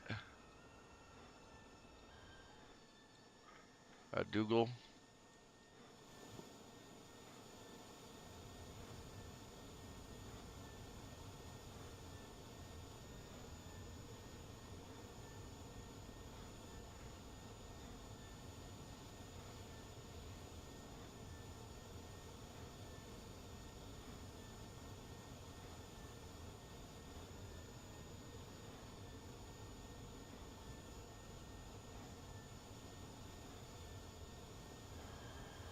Eh, my left wheels hit the center line.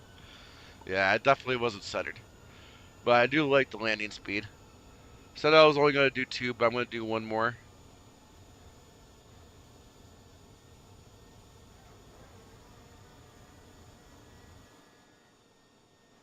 Aw, man, the door's not shut. Sorry, guys. Sorry for breaking the immersion.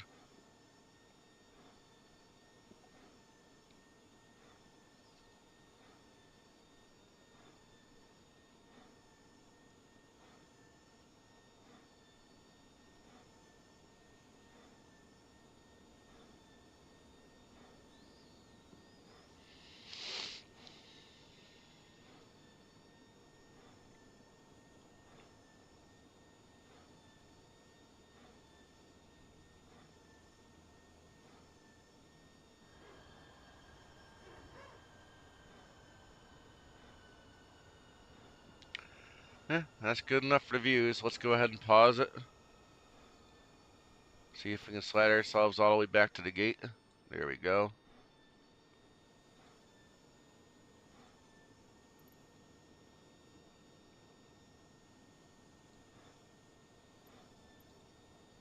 And I'll be right back, guys. We'll get set up for the flight.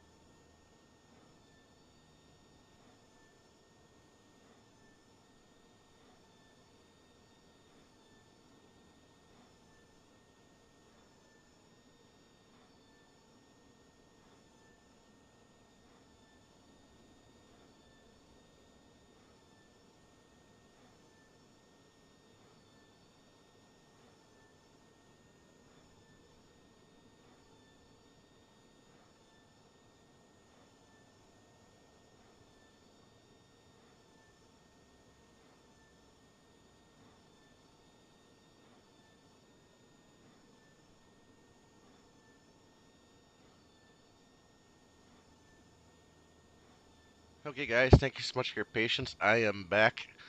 I'm not going to bother giving y'all the... I'll be right back. I'm just going to do my best I can to do what we got to do from here.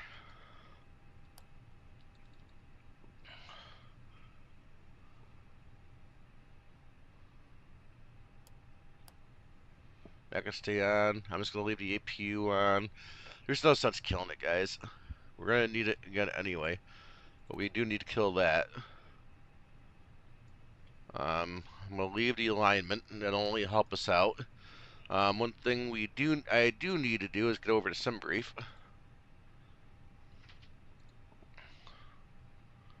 I'm hoping everything is set and worked out the way it should be. That's right, that's right. Yeah, it should be fine.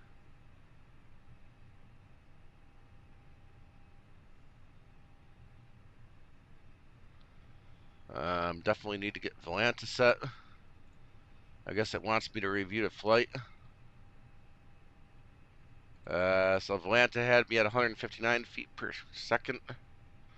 Not bad, although I think I like the numbers PACX gave us better. If you can, I guess you could probably imagine that one, right? But let's go ahead and get to the map. We'll plan a flight. Add a flight plan. Board should be getting updated. Let me go ahead and get Navigraph updated.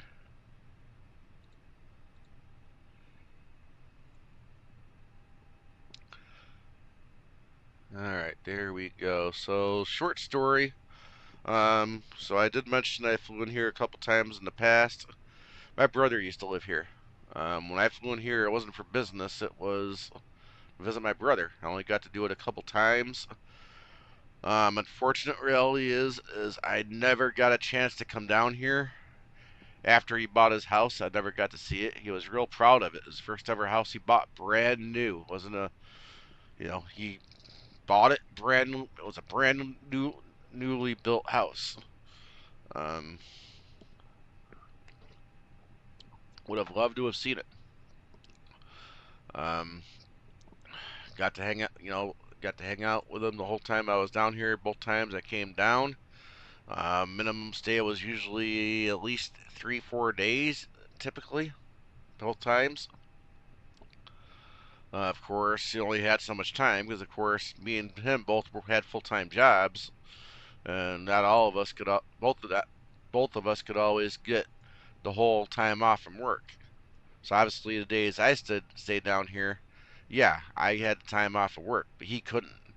So usually we'd at least have the weekend all day together, and then the days I was down here and he had to work, well, I'd have his apartment to myself, and then we'd chill and hang out after he got back from work. There were a few occasions he was allowed to work from home, so there was that. But you kind of had to, stick around at home because technically he was working, and he had to monitor the servers. That was his job to monitor. But sad reality is, 1st October during the pandemic. Now he had COVID twice. He was the kind of person that could have COVID, but but he wouldn't even know he had it unless he was tested. You know, COVID didn't really affect him, but he did pass away. Not going to get into a lot of details of that, other than it wasn't COVID that got him. It was some other unknown health issues that none of us as a family really knew about, which is unfortunate for sure. But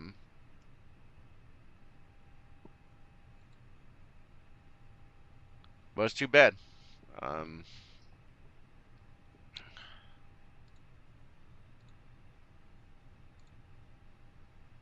But yeah, that's kind of one of the reasons why I built this airport. Like I said, this airport kind of means a little something to me. As hard as I've worked on this airport, I'll admit it. If I builds was ever to come in and do this airport, or FSDREAMTEAM maybe even, or FLYBYWIRE, or Fly Tampa, a few of the other ones were to come in here and make this airport, I'd probably buy it and not look back. Because at the end of the day, they would be able to do what I can't and make the buildings. I will, however, never buy the garbage that's available right now from MS Scenery Builders. Yeah, you might have a more real looking terminal building, but that's about all you're going to get.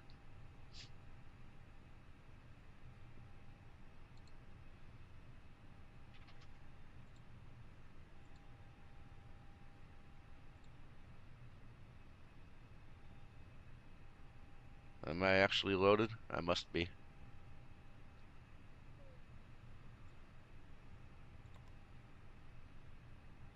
Alright, let's go ahead and go to menu, Etsu, AOC, init data request. We'll go to init request, There we go. That's right. That's right. That's right. Black fuel should be 11.8. Zero fuel weight should be 133.9. Oops. Need a 0.9, not a -9. But for the CG weight, I'm going to have to come here to get it. 32.8.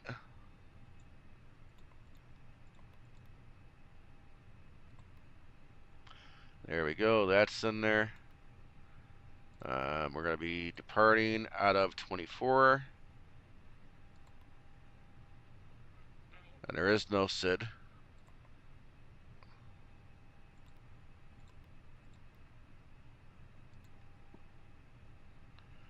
And then for our arrival, the Killeen Regional, Fort Hood Killeen Regional. Another one that kind of means something to me. Coming in on ILS 15. Again, no star.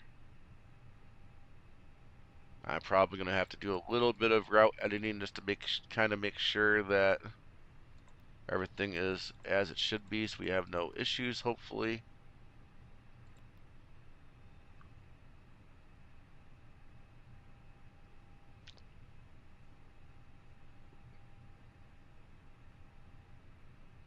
You know what? My gut tells me I better just take a quick look at it now.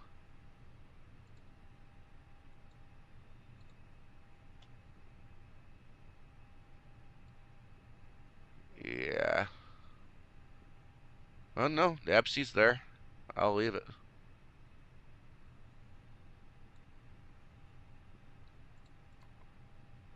Okay, says there, yeah, so I don't have to. It's all there.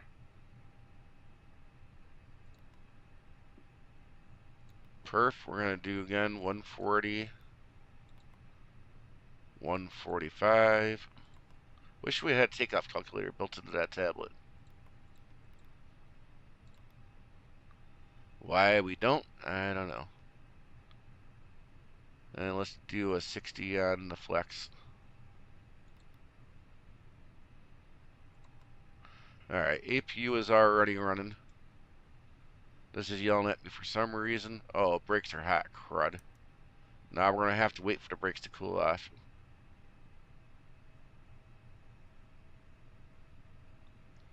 And is it really simulating the chocks?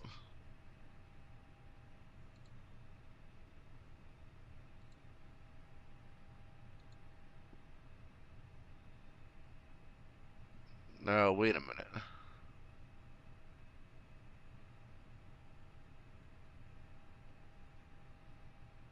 I'm not simulating shock use.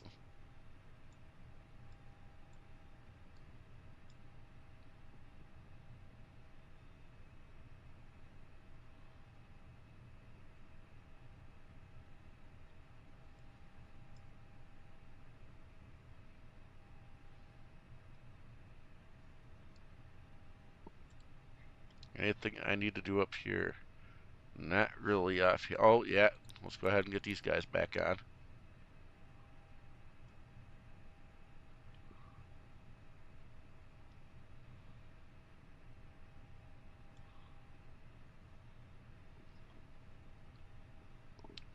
I don't know. Maybe I would have been better off just reloading the plane. It might have been a little quicker.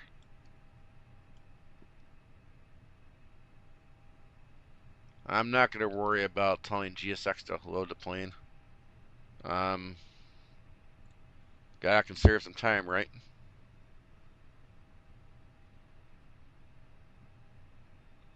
Although, as long as it's going to take for those brakes to cool, we might have enough time.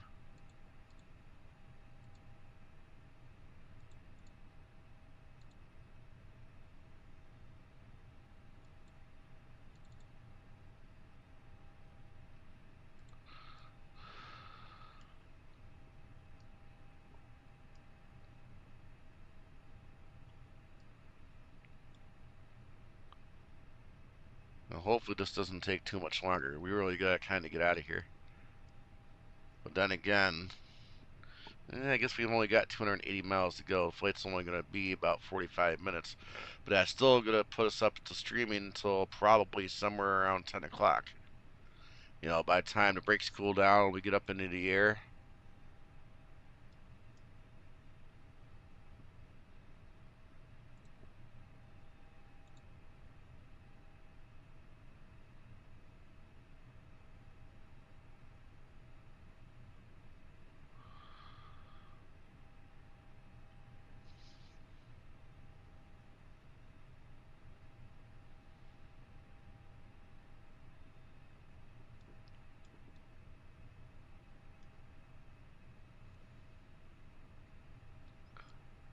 I don't know realistically how long it should really take to cool these brakes and just how realistically uh, fly-by-wire modeled that.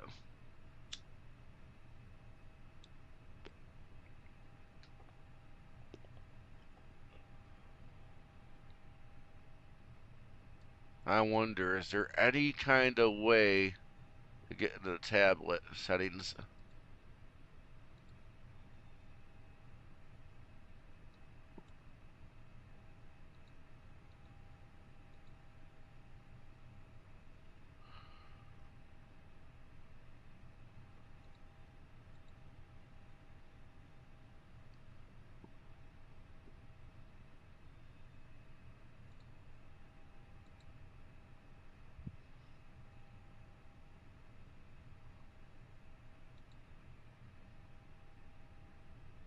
No, not seeing it.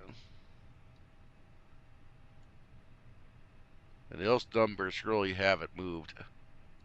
Is there a way in the MCDU menu? I don't see a maintenance option.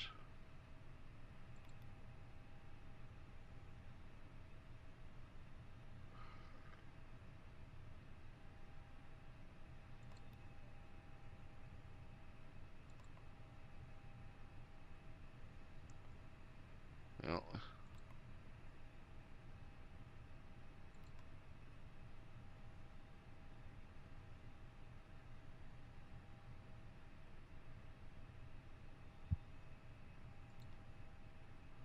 I don't know.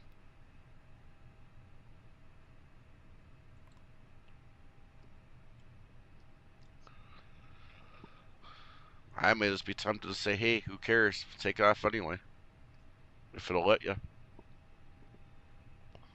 I just don't have a half an hour to an hour to wait for this thing to legitimately cool down.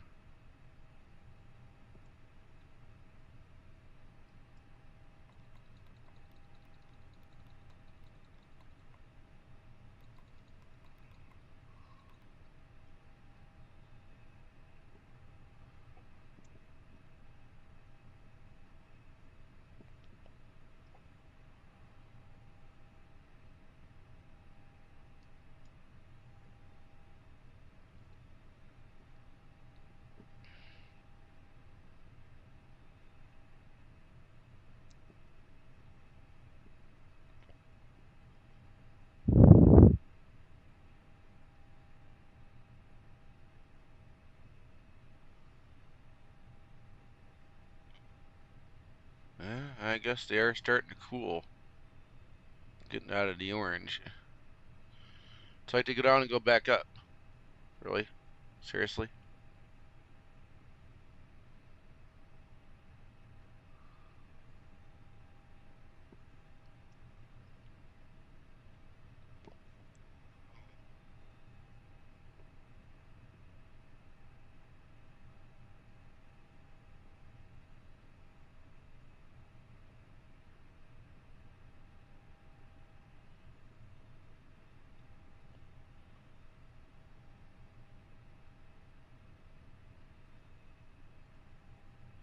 I wish there was something in the settings so you can clear that out.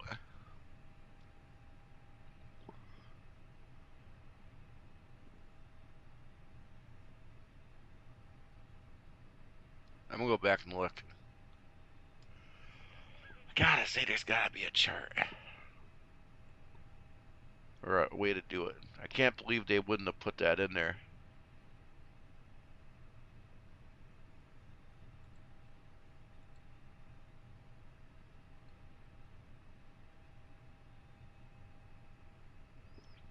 I must have overlooked it.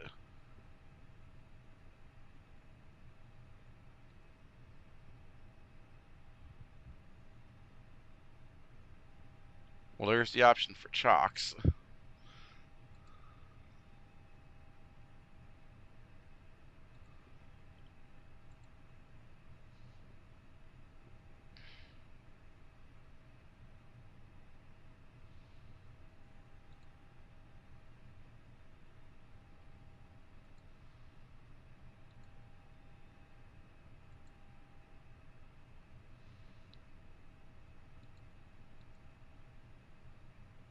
Not going to be an audio. Yeah, I don't see an option to clear it. But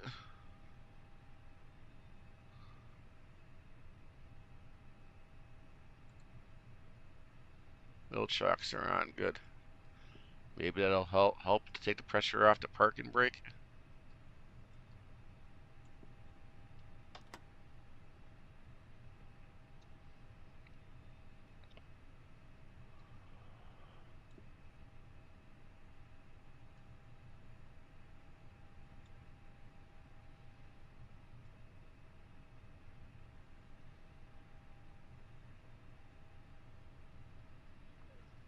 The chocks are in there. I don't know what you're talking about.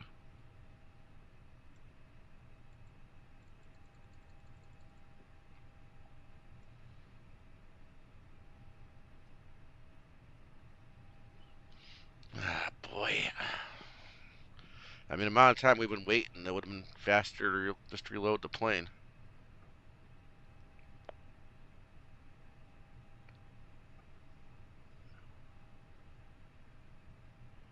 I mean, I kind of want to say this is more than long enough as a penalty to give you some realism. I'm starting to kind of think that for simulation purposes, they might have overdone it. For the amount of time that they're simulating for him to get down. Looks like we might be getting on the green.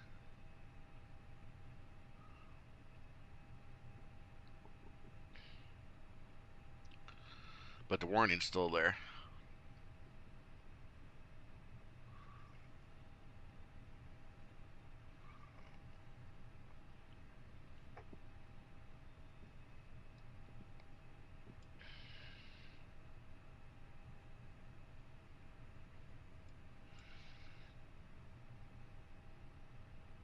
Wonder how cool they gotta get before the message disappears.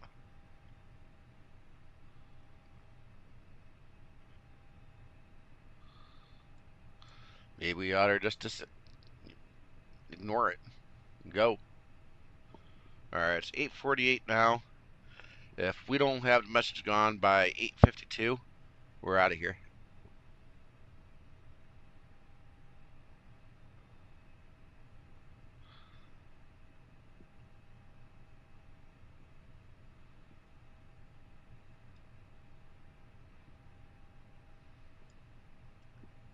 I mean, the way I kind of look at it now is they're all in the green. Should have the message gone.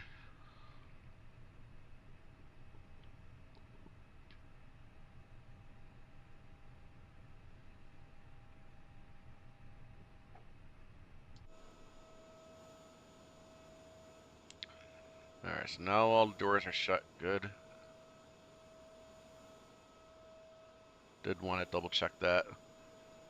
But since we got a minute, I mean, I kind of like the chromed out livery, but, you know, it does kind of match how their liveries used to be, bare metal. But I kind of feel it's too shiny.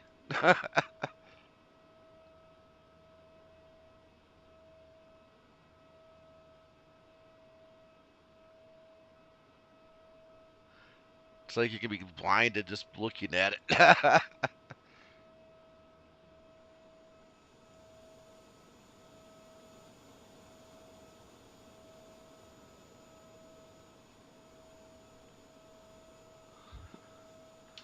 Oh yeah, let's make sure we put the flaps up from the replay. I forgot about that.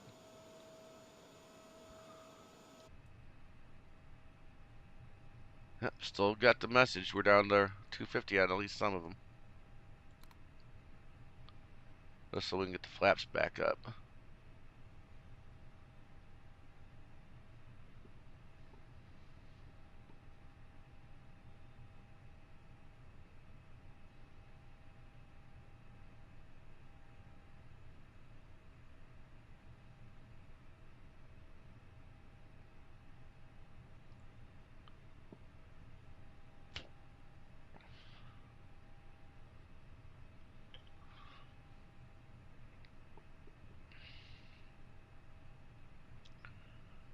$240.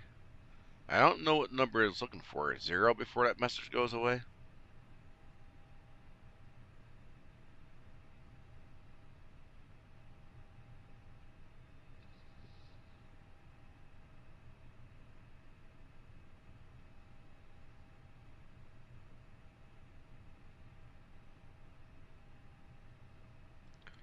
There we go. Flaps are all retracted back in, so we'll get rid of that.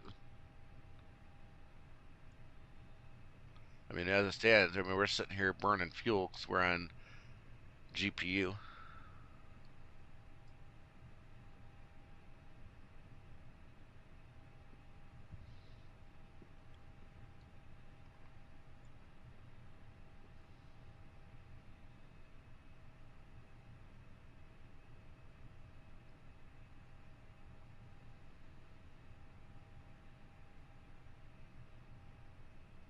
Alright, it's 8:51.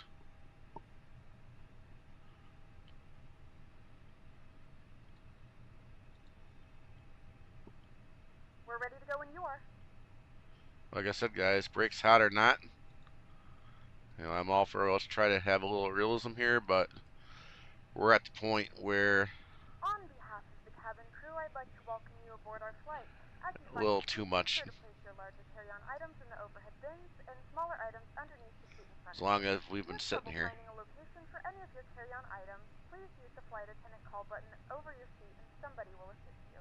After you put your carry-on items in the overhead bin and it is full, make sure you close it. Alright, here we go. Let's get the parking brakes back on. Be sure that the aisle is clear and sit Let's down go ahead and so that get way the other passengers beacon lights can on. by you. If you are seated in an emergency exit row, please review the exit seating responsibilities in the safety card provided for you. Please make sure that you are able and willing to perform these actions. If you're not, please let a flight attendant know so that way you can be reseated. Feel free to use your cell phones during the rest of the boarding process, but we do ask that laptops, tablets, and any other larger electronic devices are stowed once you depart. Hello, Captain. Thank you We're ready and for welcome pushback. aboard.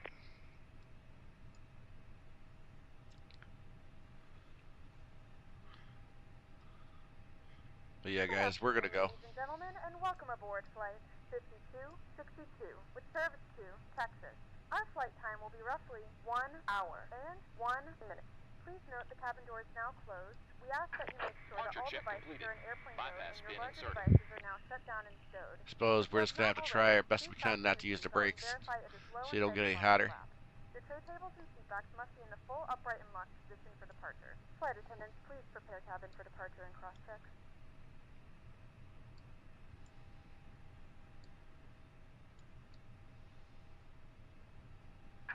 Locking gear.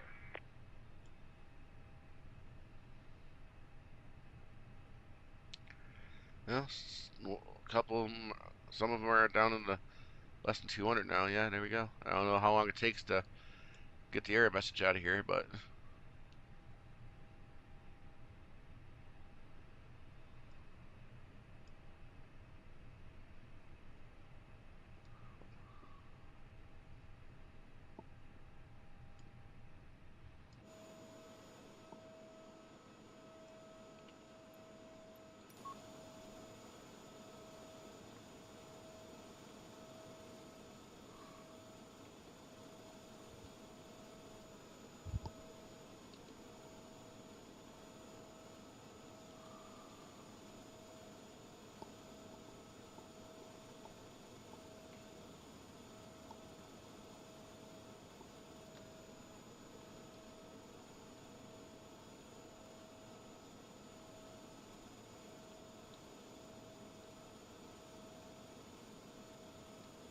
Right there will work.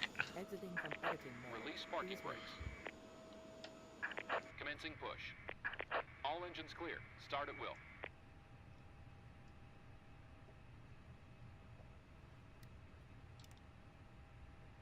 So lighting up number 2.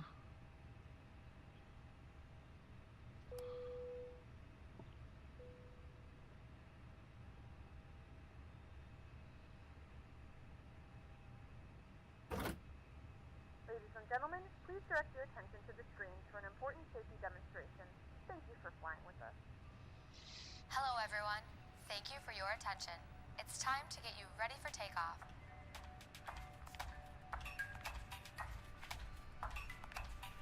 We know you have lots of choices, so thanks for choosing American.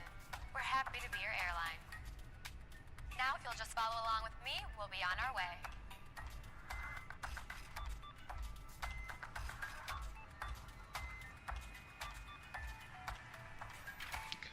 Maybe let's start lighting up number 1. Before we depart, here are some important safety instructions. We have a good engine start.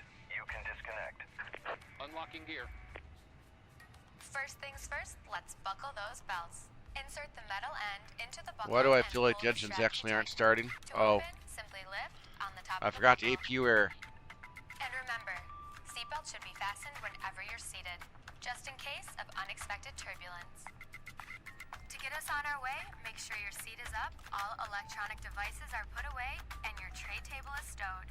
If you have a carry-on, push it all the way under the seat in front of you. If it won't fit, place it in the overhead bin. If you have a handheld device, please switch it to airplane mode now. You'll find our full electronic device policy in the back of your American Way.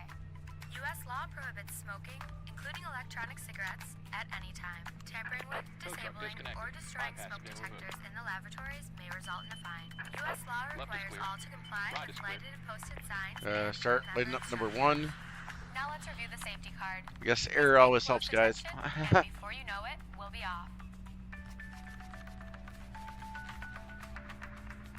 All exits on this airplane are clearly marked. Take a moment to locate the nearest one. Keep in mind, it may be behind you.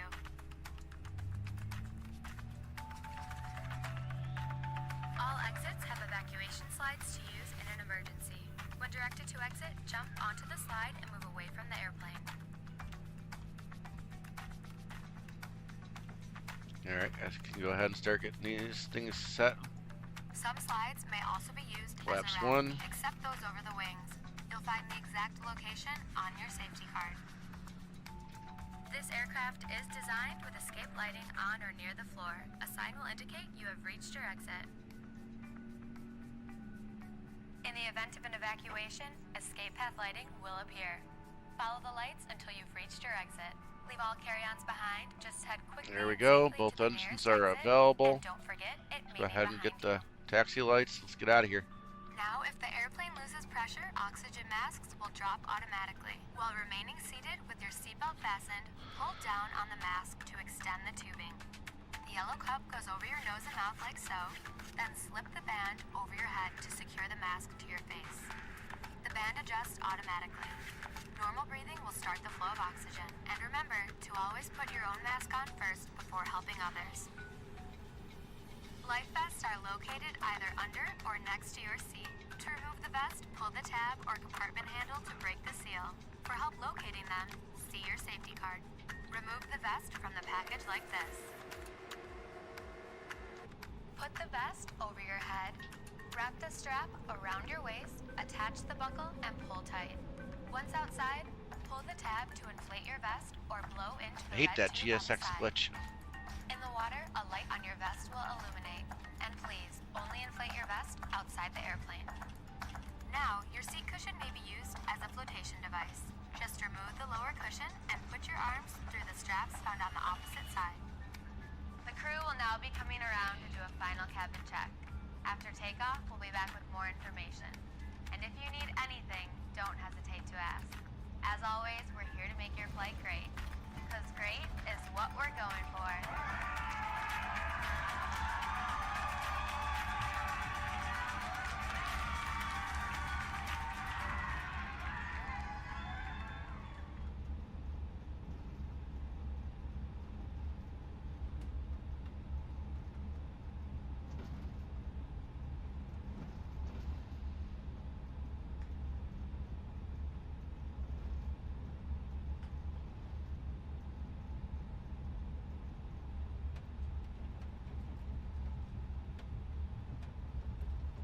Oh, you know what we need to do?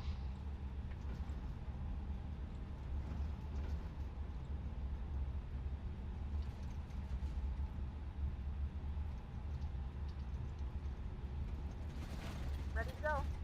I'll take another look at that. I don't think it changed over. Yeah, it's there. Alright.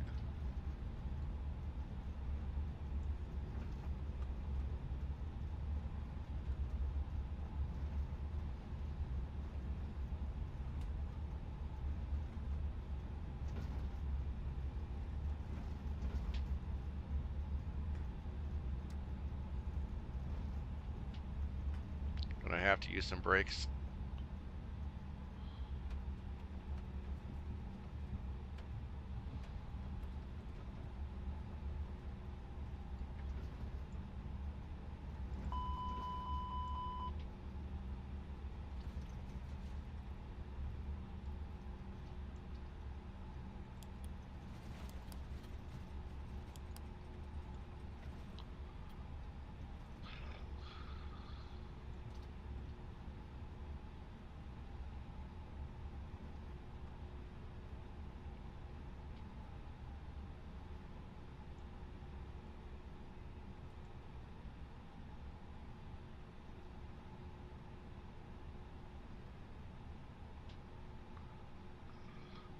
Alright, did it actually do it? Well, what the heck? As soon as I get up there to try to read it. Pitch trim. Eh.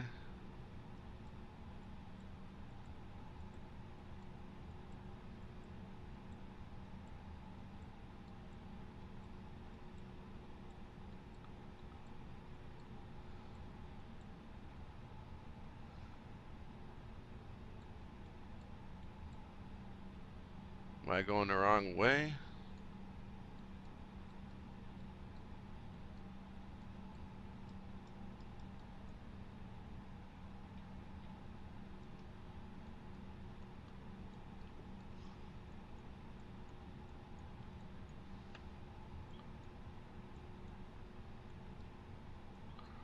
Oh yeah, there's the green section I was looking for.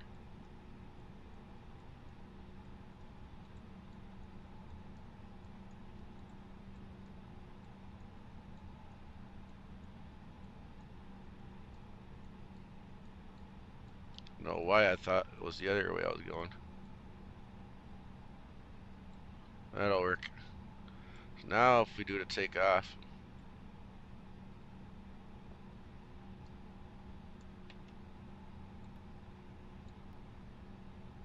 Whatever.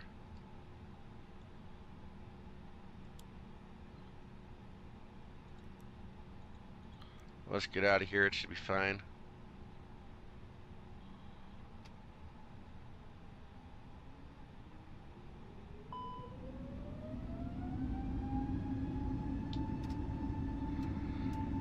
Same thing again. There you go, there's the flex.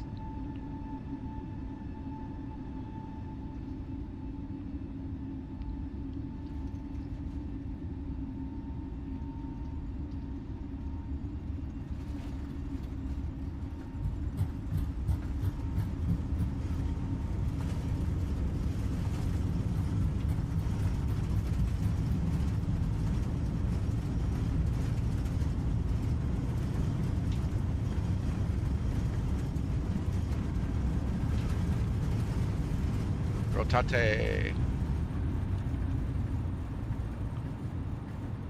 Pretty much just in time.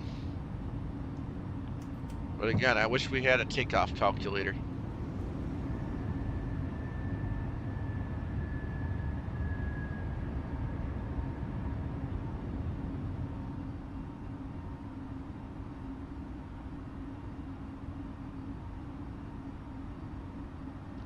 Alright, let's go ahead and climb.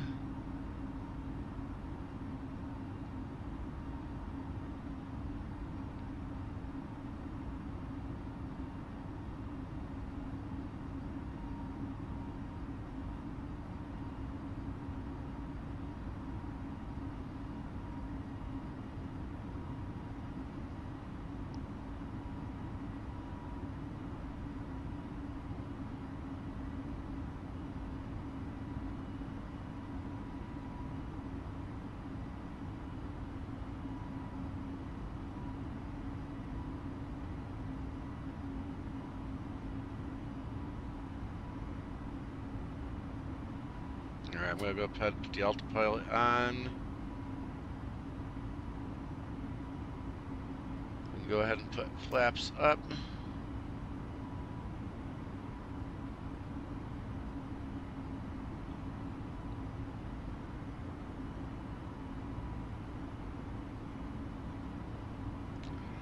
So, goodbye, Shreveport.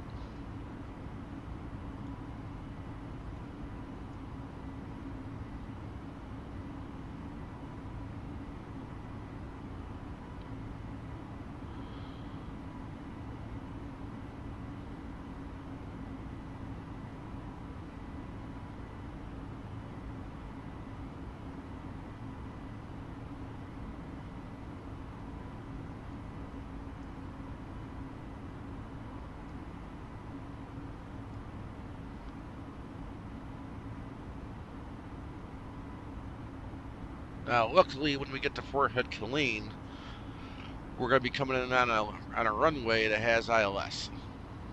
It's going to help us out a lot, regardless of what the weather's doing. Yeah, Killeen, or I'm sorry, Shreveport does have at least one runway with an ILS on it. We just didn't get fortunate enough to be given that runway, which made it harder. Especially when this plane, for whatever reason, doesn't want to do a RDAF landing.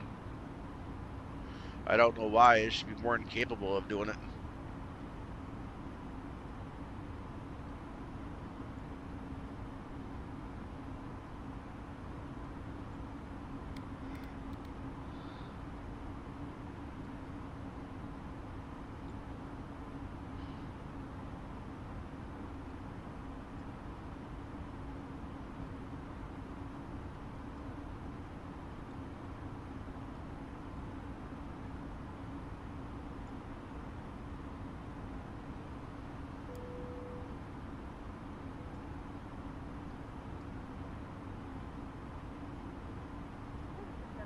Now passing through 10,000 feet.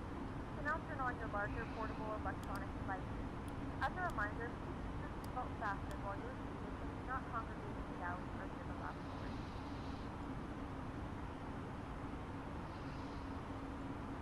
The flight crew has turned off the fasten seatbelt sign. You can now get up and move about the cabin. However, we ask that you keep your seatbelt fastened when you do in case of unexpected turbulence.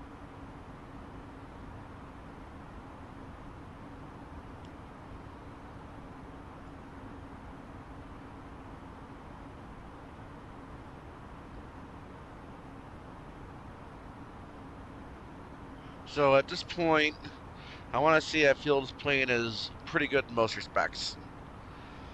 I do kind of want to say that, however, now that we've had the Phoenix for so long, maybe we're a little spoiled.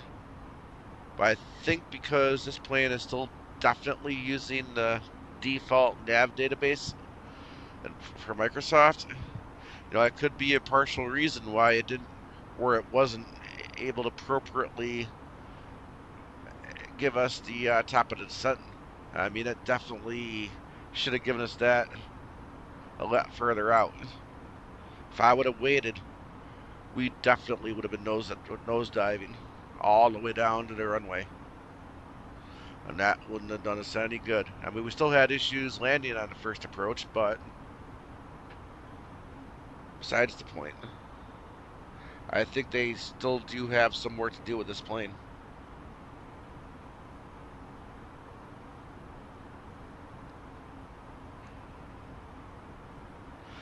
I guess I'll also admit, I guess the reality is I've also got to consider is I am using the developmental version.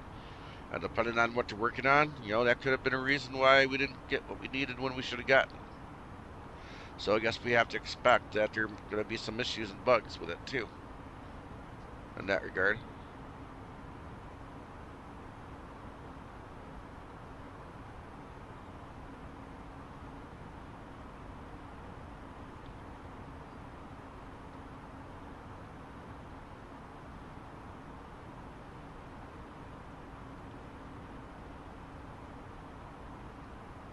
That last landing, a lot of times, I'll do whatever I got to do to run it, to land on the runway without having to do a go around. But even for me, stream or no stream, That was a definite need to go around on that last leg. That was definitely way too crazy even for me. But I'd also still kind of like to know why the Navo's off. I'm sure y'all noticed that the line for our route was off to the right of the runway. It was definitely not right up to the runway. It was offset.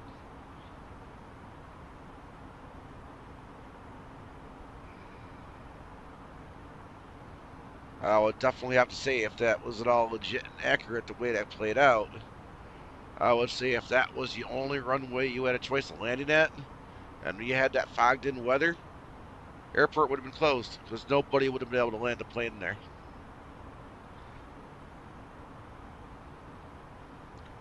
Because that visibility was definitely not there. But for the few minutes that we've got, again, this is a short leg. Let's go ahead and play some tunes.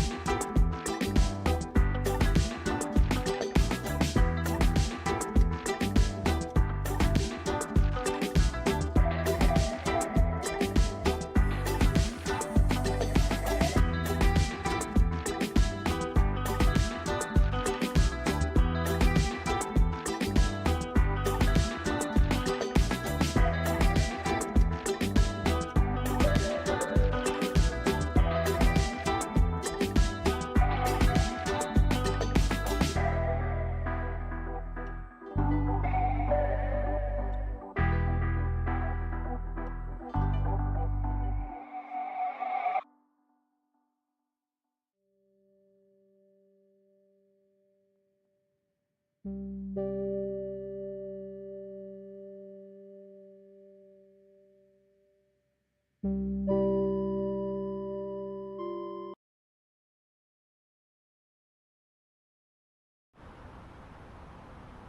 hello everybody, welcome back to the flight deck. So we are just about there. We are kind of taking our time here a little bit. Of course, it did that thing to us again where it was going to make us nosedive. I definitely caught it in advance. This time I decided instead of just setting my own V-speed, I'd try open the sun. Kind of forgot about that option the first time, the last leg, but it didn't exactly work out perfectly, but I do think that it worked out better than just going up all out on the V-speed.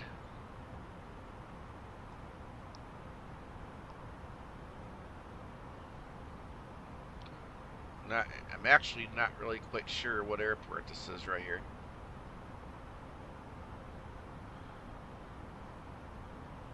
But I really am almost positive that that's definitely not Austin. It can't be Austin. It's too close to Fort Hood.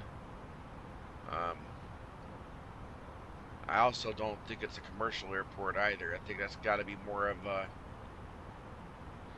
GA purposed airport.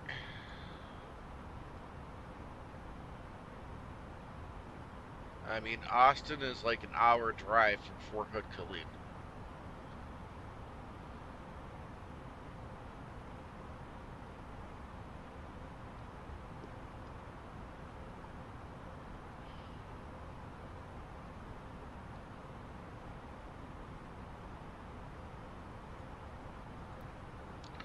I'm sure V1 could probably tell us what airport that is. He's from this general area. Although I think he's probably more closer from Houston, that general area. I think. I could be wrong.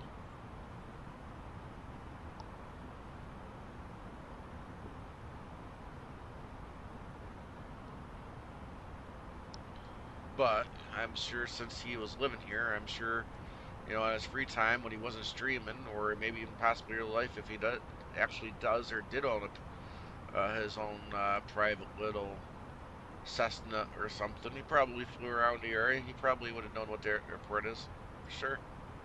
I would think.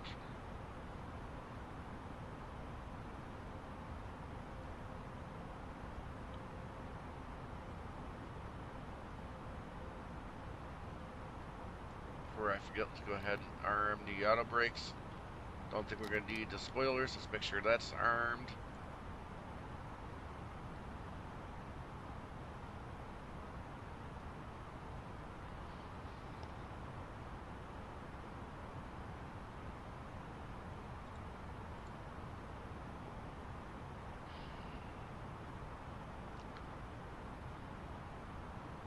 So right about now, I kind of want to, well, no. If I remember right, looking at Google Earth, trying to remember where everything was, since it's been so many years since I've been down here in person. I almost for a second kind of wanted to think that maybe we were over the huge military training area, but no, we're not. We're still over civilian land right now.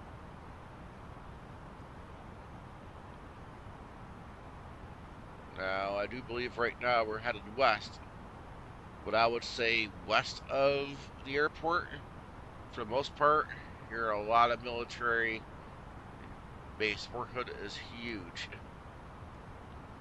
Absolutely huge.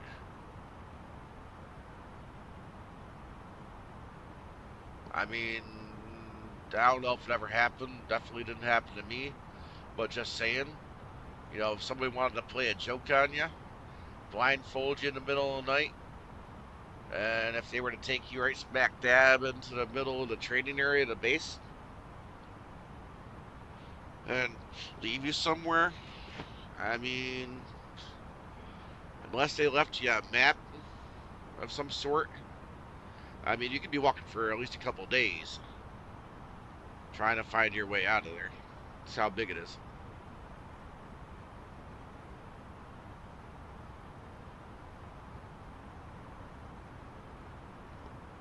2,500.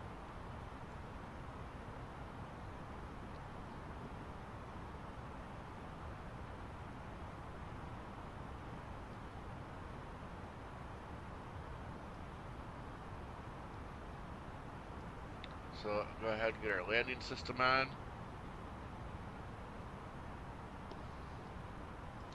Because yes, thank God, we're actually going to be using the ILS coming in.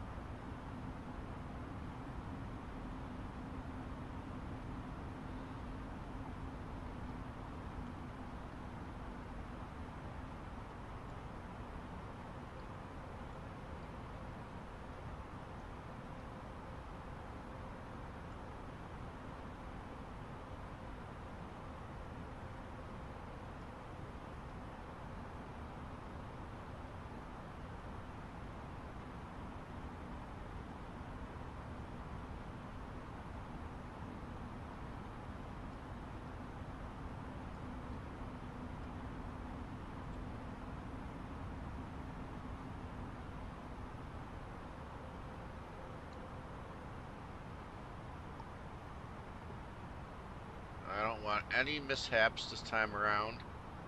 I want landing done right the first time around. So yeah, I'm definitely slowing down now and taking it down to 180.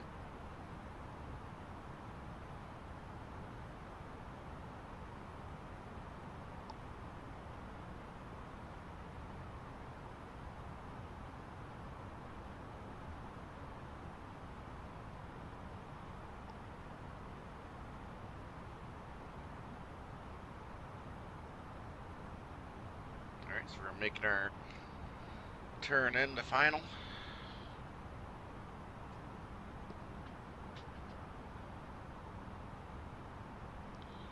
Go ahead and start throwing some flaps out there.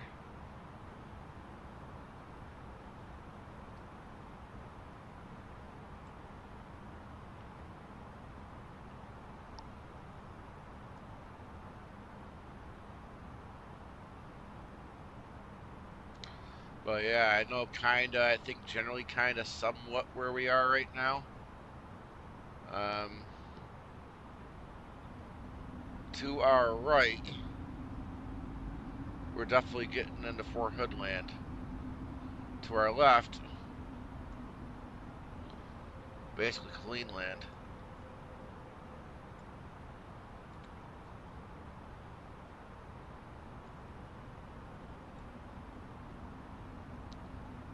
But flaps 2. So we're definitely locked onto the localizer. Definitely still have a little distance left to go.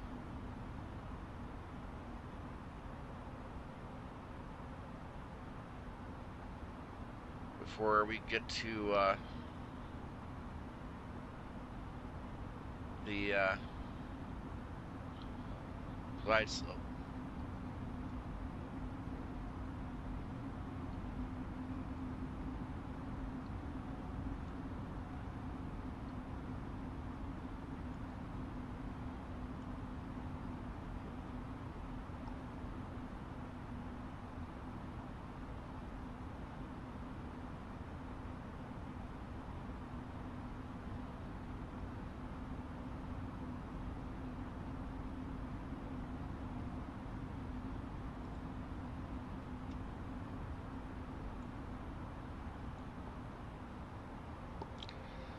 Alright, so I actually kind of take that back. Now I look at the chart, if I'm right. Technically everything to the right is Fort Hood land. Yeah, that's kind of what I said, wasn't it? Yeah. Everything to our... No. Yeah, everything to our right should be Fort Hood land. We are definitely on the glide slope now. I'm going to go ahead and drop the gear. I'm going to lower this down to 140.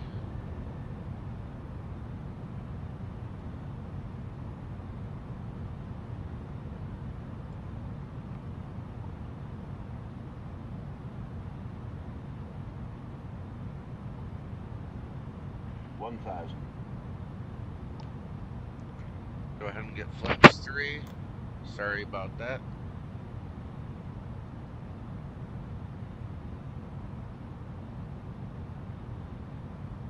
And then flaps 4. Oops, wrong button.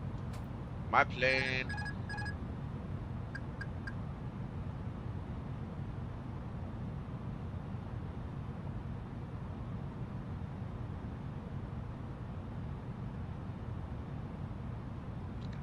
Definitely get a little high. I think we need to come over to the left a little bit. 400. Starting to get a little low again.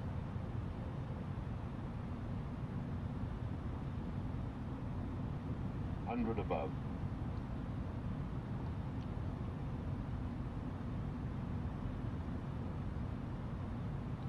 Yeah, we're gonna be coming a little high, but also keep in mind, Minimum. guys, this is a kind of a super long runway for obvious reasons. 50, 40, 30, 20. Retard. 10, 5.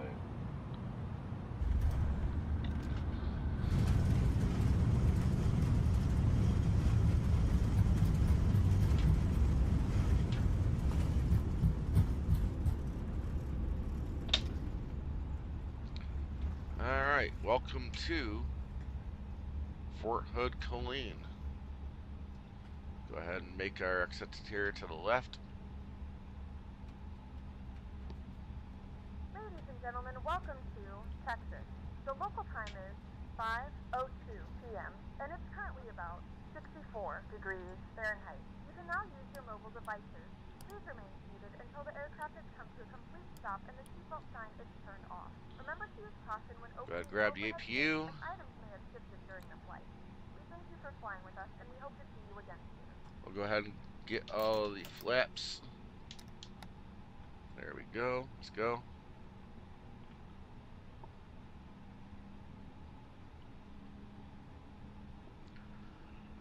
Okay, so I didn't mention it. I believe I probably did.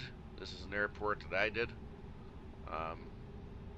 This is not the default airport in the sim.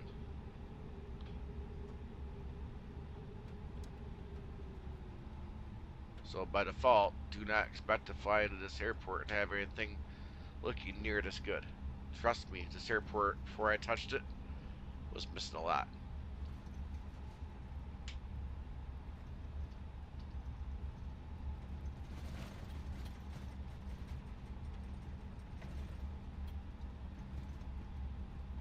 So yeah, in case you didn't figure it out, this airport is used.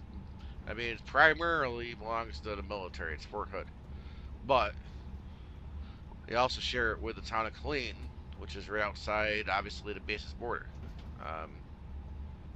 So this is a commercial aviation terminal.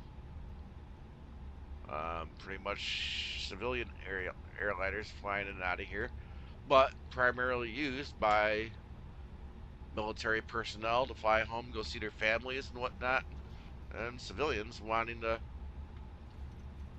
go on vacation or whatever.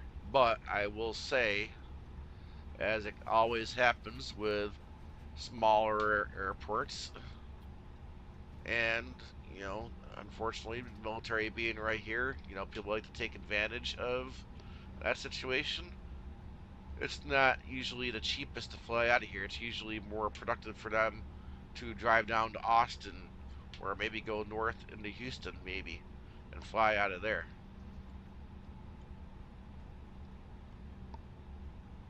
In all actuality. So we're going to use 4. Let's see if we might somehow possibly get a dance out of it. Somehow I doubt it.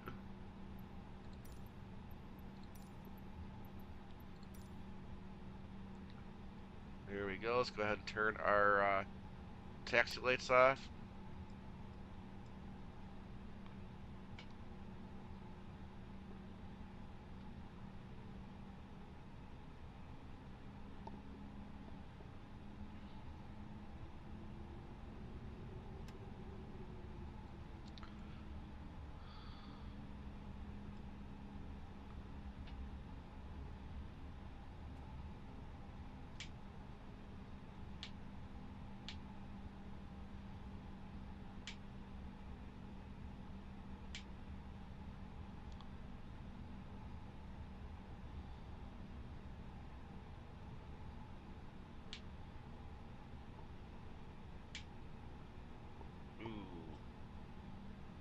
doubt I'm going to get a dance out of this one either. But we'll raise our seat. Let's go ahead and kill our blinkers. And let's go ahead and shut down. Now we're probably just going to get a bow. Oh my god, we're getting a dance. Woohoo! Dance, dance, dance. Ha ha ha. That is awesome. I got a dance. Woohoo! Alright. Thanks, girl. Deboarding requested. Alright, there we go. We're deboarding. Alright, let me go ahead and turn down the auto because I know that we might get blasted possibly, even though there's no other planes here, but just the same.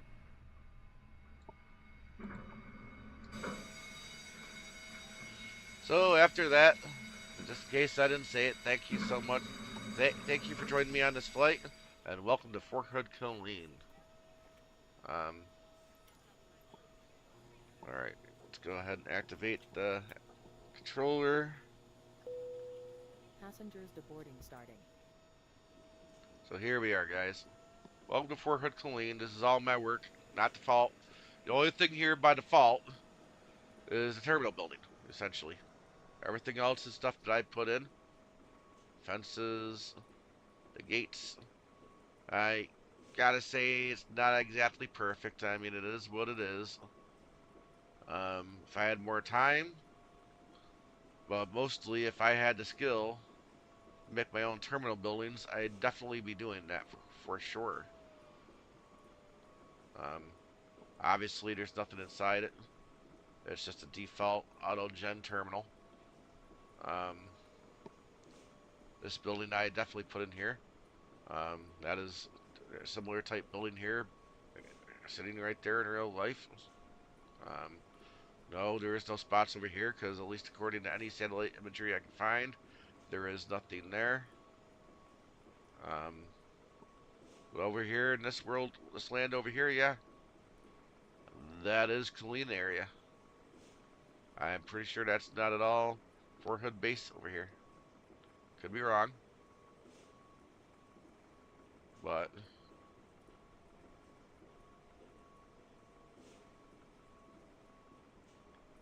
I also kind of want to say that, you know, based on how the airport looks and what I remember flying in and out of here in real life. Let's see, I came in here, obviously, when I flew here after basic. I flew out of here to and from, obviously, home for Christmas one time, but that was it. I only made a home after basic when I was at Fort Knox, Kentucky for my basic training. And I made it home for Christmas. I was in active service for 3 years. Long time to be away and only make it home once. But that's just it. When you live up in the Northeast, New England, and Fort Hood, Texas, be all the way down here in Texas, even if you had a 4-day weekend, which we did have a few of, definitely had a few of, it's just too far of a drive. I mean, it's pretty much a 24-hour drive from here to home. You know, I mean, literally, you'd have to have a 4 weekend to make it even possibly worthwhile. Also, providing that nothing went wrong to make it to and from, because you definitely didn't want to miss first formation after that 4-day weekend, and God forbid you got stuck somewhere. You know, you might be able to call off work in the civilian world, but I'm here to tell you, in military world, active military world, that don't fly. Now, I'm pretty sure we've been at this airport once before, so I'm not going to show off too much of it. But what I am interested in doing is, actually, I'm going to stop here real quick because I just remembered.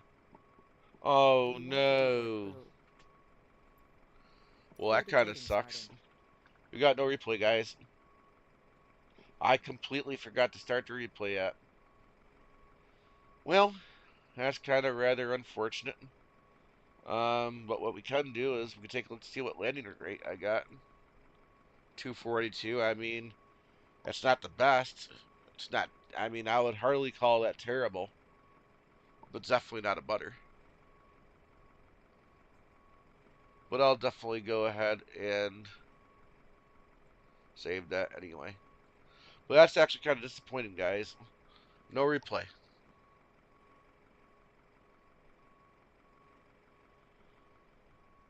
That's disappointing. How did I forget to activate the replay? Pilots to boarding starting.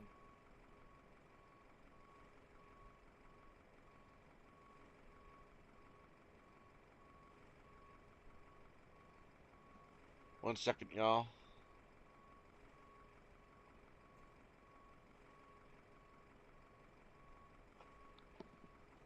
Fort Hood Killeen Terminal. And actually, I lied, guys. I think I completely misled everybody where we were and which direction Fort Hood everything was. Yeah, sorry about that, guys. I really did. I completely had the wrong idea. I mean, in a sense, I kind of want to say to some extent we're trying to.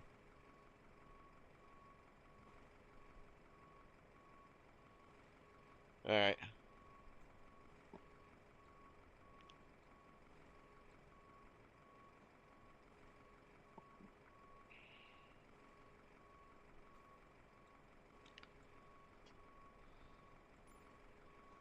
Let me go ahead and fix the drone speed.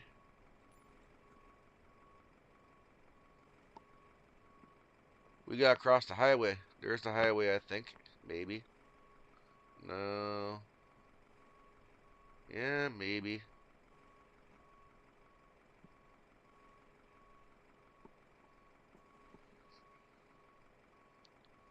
I need to get my bearings.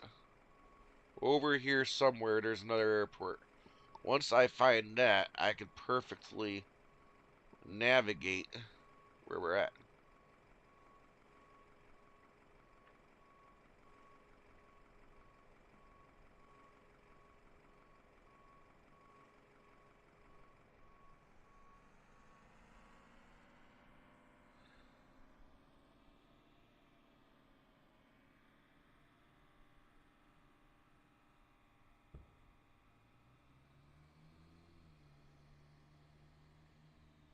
Oh, I know what that is.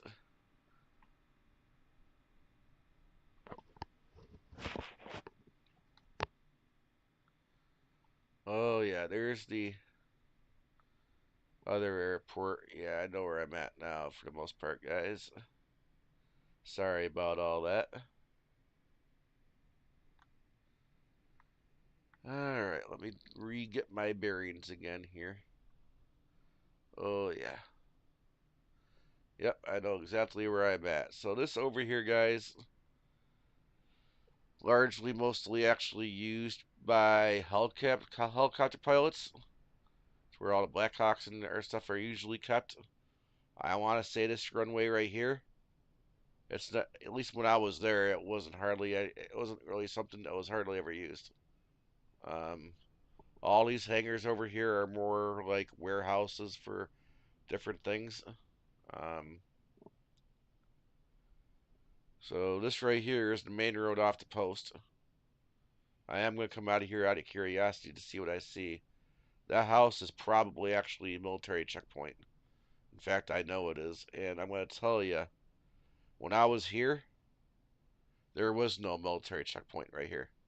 When I was here years ago, 96 through 99, anybody and anybody could just drive on and off base.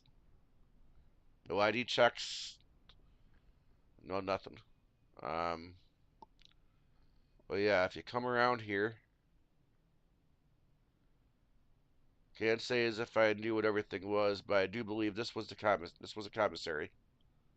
I personally never shopped in here. I was single. I lived in the barracks. I really didn't have any need. I pretty much had majority of my meals in the mess hall. Um, when you're in the military and you're in the barracks, you know, unless you went out and bought a hot plate, you really didn't do too much cooking on your own. I, of course, did at least have a microwave. We all, of course, definitely had um, microwaves. But this right here was one of the two main PXs. Building doesn't really do much for it, but yeah, this was a PX.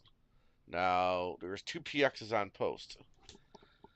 This one was more home goods. You can get TVs, VCRs, sporting goods, camping gear, all sorts of electronics. And remember, back in the 90s, guys, you still had tube-style TVs. We had VCRs.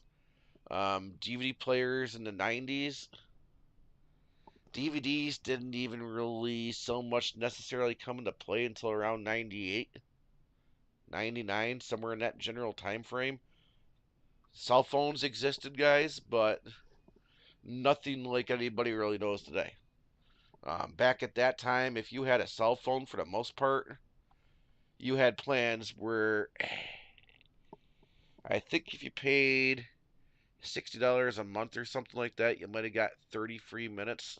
And then you might have paid 30 cents a minute after that, something like that. But that's generally what phone plans used to be like, guys.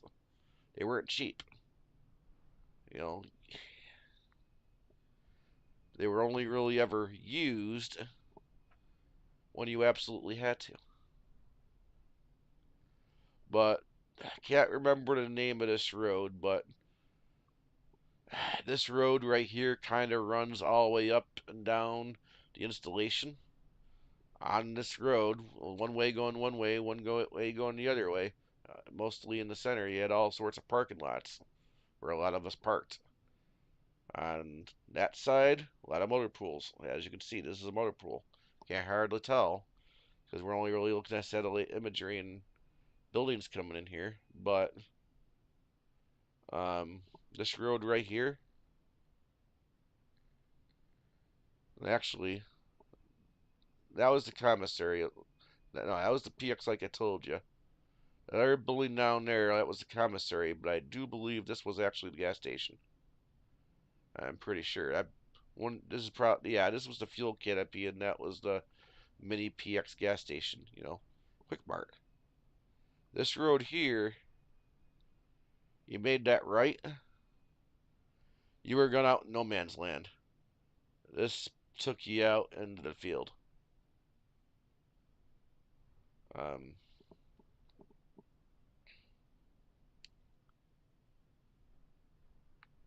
Let me back up here, because I'm losing my track here, because I turned.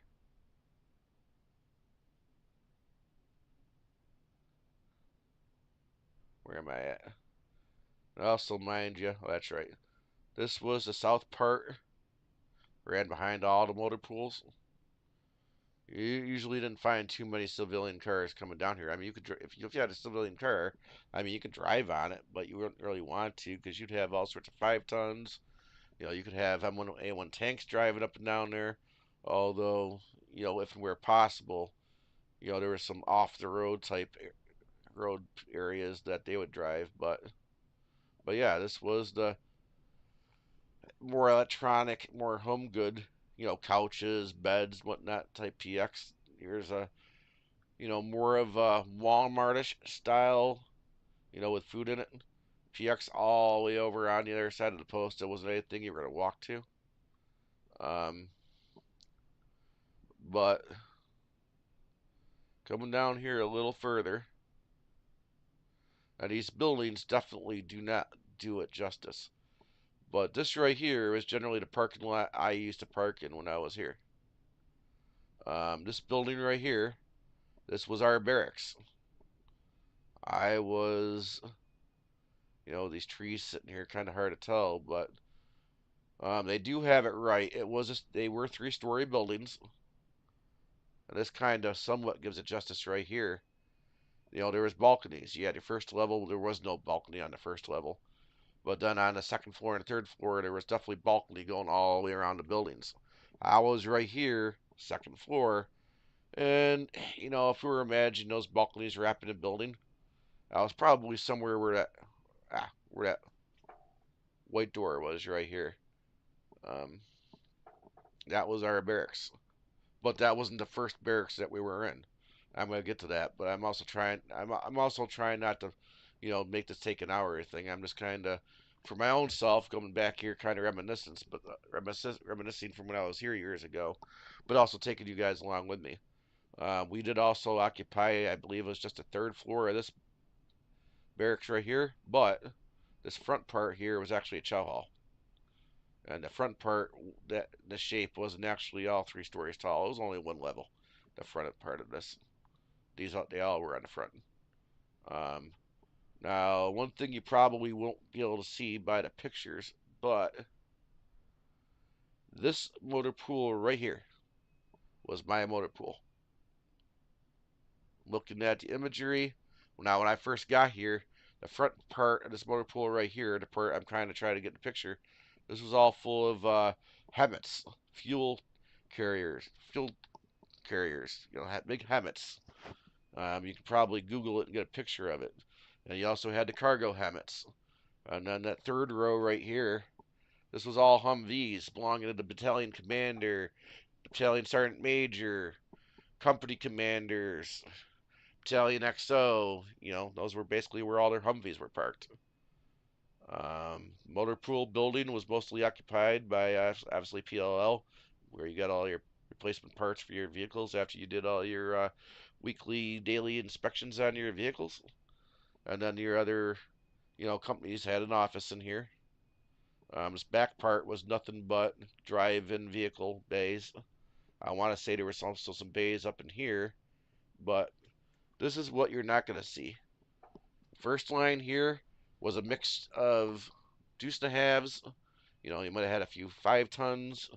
You had some of those armored personnel carriers parked in the line here. Originally, you also had the scout vehicles, scout Humvees. You had the Bradleys parked here. 1 or 2 rows of those vehicles between for the scouts.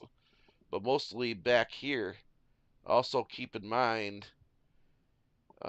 this wall right here pretty much cuts off the motor pools from one to the other. That's the line. But all back here, like 4 rows, you had M1A1 tanks. That's where I spent most of my time. Out in the hot sun, full battle gear. Yeah, we obviously didn't spend all our time with, all our equipment, but yeah, you definitely had the black boots, you had the military pants, the military top with your sleeves rolled up, the brown undershirt underneath. You had your cap. Now, I wasn't here when we had to wear the berets.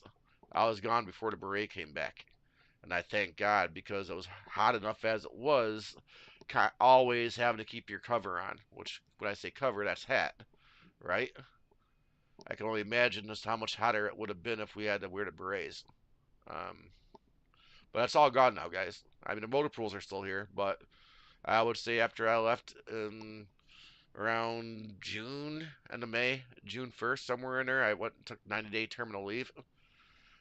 Shortly within a year after, they disbanded 4th ID, which was, where my battalion was part of 4th ID. They disbanded it and, made it part of the Cav unit that was here on base. And everything, from what I understand, got moved elsewhere on base. But this building here wasn't here. Right over here was the wash racks. You can kind of still see, I mean, if you were here, you probably know exactly where this is. But this is the big wash rack pit. This is the big pit where all the water used to drain into the wash rack. Every time we came in and out of the field, especially with the tanks and stuff, we pull them up here and we keep hosing all the dirt out of it. But something else kind of somewhat interesting. I don't know how well it's going to show up, but this building right here, not that it really makes much of a difference, but hey, I'm here. I might as well tell you what it is. This was a multi-purpose mechanic shop. Yeah, in the military, guys, would be something that I feel would be awesome in the civilian world. But yeah, this was a mechanic shop where you can, for a nominal fee, it wasn't very expensive. It wasn't even expensive. It was pretty cheap. You can bring your car here. You can rent a lift. You can get tools. Check out tools. You don't even have to own your own tools. You can come in here, do oil changes, fix whatever was wrong with your car. That was pretty gosh darn awesome. Why that isn't a thing here in the civilian world, I don't know. It would definitely would have been nice if it was. I mean, but I can only imagine in the military world, if something happens, who are you going to sue? When you're in the military, you have no ability to sue anybody. It's not a thing. It's impossible. You can't do it while you're actually in the military. Now, if something happens to you once you get out, yeah, I suppose it could be an option, but I guess that's why it was always viable. Pretty much on every military installation, you're going to have at least one of those maintenance shops. Um, Now, this parking lot is over here. You know, before we changed barracks, was also a common place we always used to park our cars. But um, this building here was a fitness center. Wasn't always a fitness center, where it kind of was. But when I came here in '96, they were renovating it. And I kid you not. Um, and this maybe kind of tells you something about where your money goes to, in the government. I kid you not. When I got here, um, mid-November, well, no, I was home for Thanksgiving, so it was very early December, I do believe, when I first got here to post back in '96. This this fitness center was out of service. We're renovating it. It took them all the way till, God, barely a year before I got out in '99 that they completed it and it was actually able to be used. That's how long it took them, guys. And the building isn't anywhere near as big as the building they put here looks. I mean, it was really only one story with a very small basement. It kind of makes you wonder just what it was that they were doing, right? Um, but this building over here is where my unit used to have all their company uh, headquarter offices. On the left was HHC, and then obviously as you went down, you had Alpha, Bravo, Charlie, and Delta. Our battalion didn't go past Delta. We had the Echo Company. Um, this was the battalion first aid or sick call before they opened up a more modern center. But here's the interesting part that I wanted to show you and have a quick conversation about. These four buildings right here. This one, this one, this one, this one. Now, I don't know whose building offhand this was. I think we might have occupied part of it. But this was my first barracks over here. And these buildings here are not the right shape. I kind of want to say this one right here and this one right here are more of the right shape for what was actually there. You had four of them like this. They were 3 stories tall. And when I got there, they were condemned. After a year, they came in, they tried to renovate the bathrooms a little bit, but it really didn't help the building out much. They fixed what they kind of could, and I don't think there was a single person that was living in this building that wasn't extremely thankful when they finally moved us out of them over into those first barracks I told you I used to live in. They were just that bad. And if you actually go to Google Earth, you can still see the buildings there, and they're still the same exact buildings all these years later. I kid you not. Now, this many years later, I don't know if anybody is actually still utilizing them, and they're just not wanting them tearing them down for the cost or whatever, but I hope to God they don't have soldiers still living in them. But this one here had a chow hall in it. Like I said, when I first got here, my battalion, before they started splitting it up before I left, because the first stage of it was getting the scouts out of our battalion, get the cooks out of our battalion, basically moved headquarters company out of the battalion for the most part. All went elsewhere. Um, they changed how they organized everything. Um, but that got shut down after we moved out of these barracks. This barracks over here still had a chow hall in it, though. I can't remember. I think that was 167 armor. We were 367. The Chow Hall over next to those other barracks I showed you, that was the 281 Chow Hall. This building here was more office space type. You can come here and you can get all sorts of resources for training.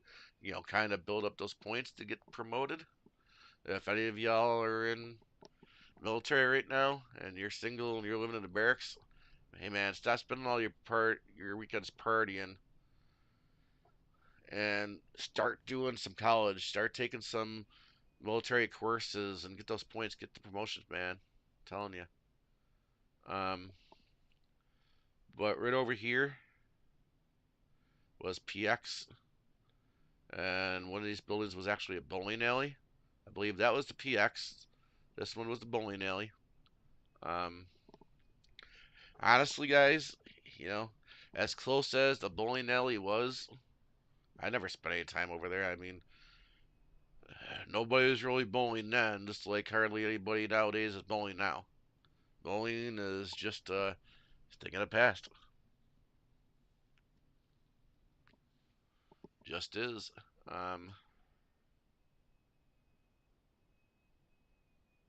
me get my bearings here. Here we are. I know where we're at.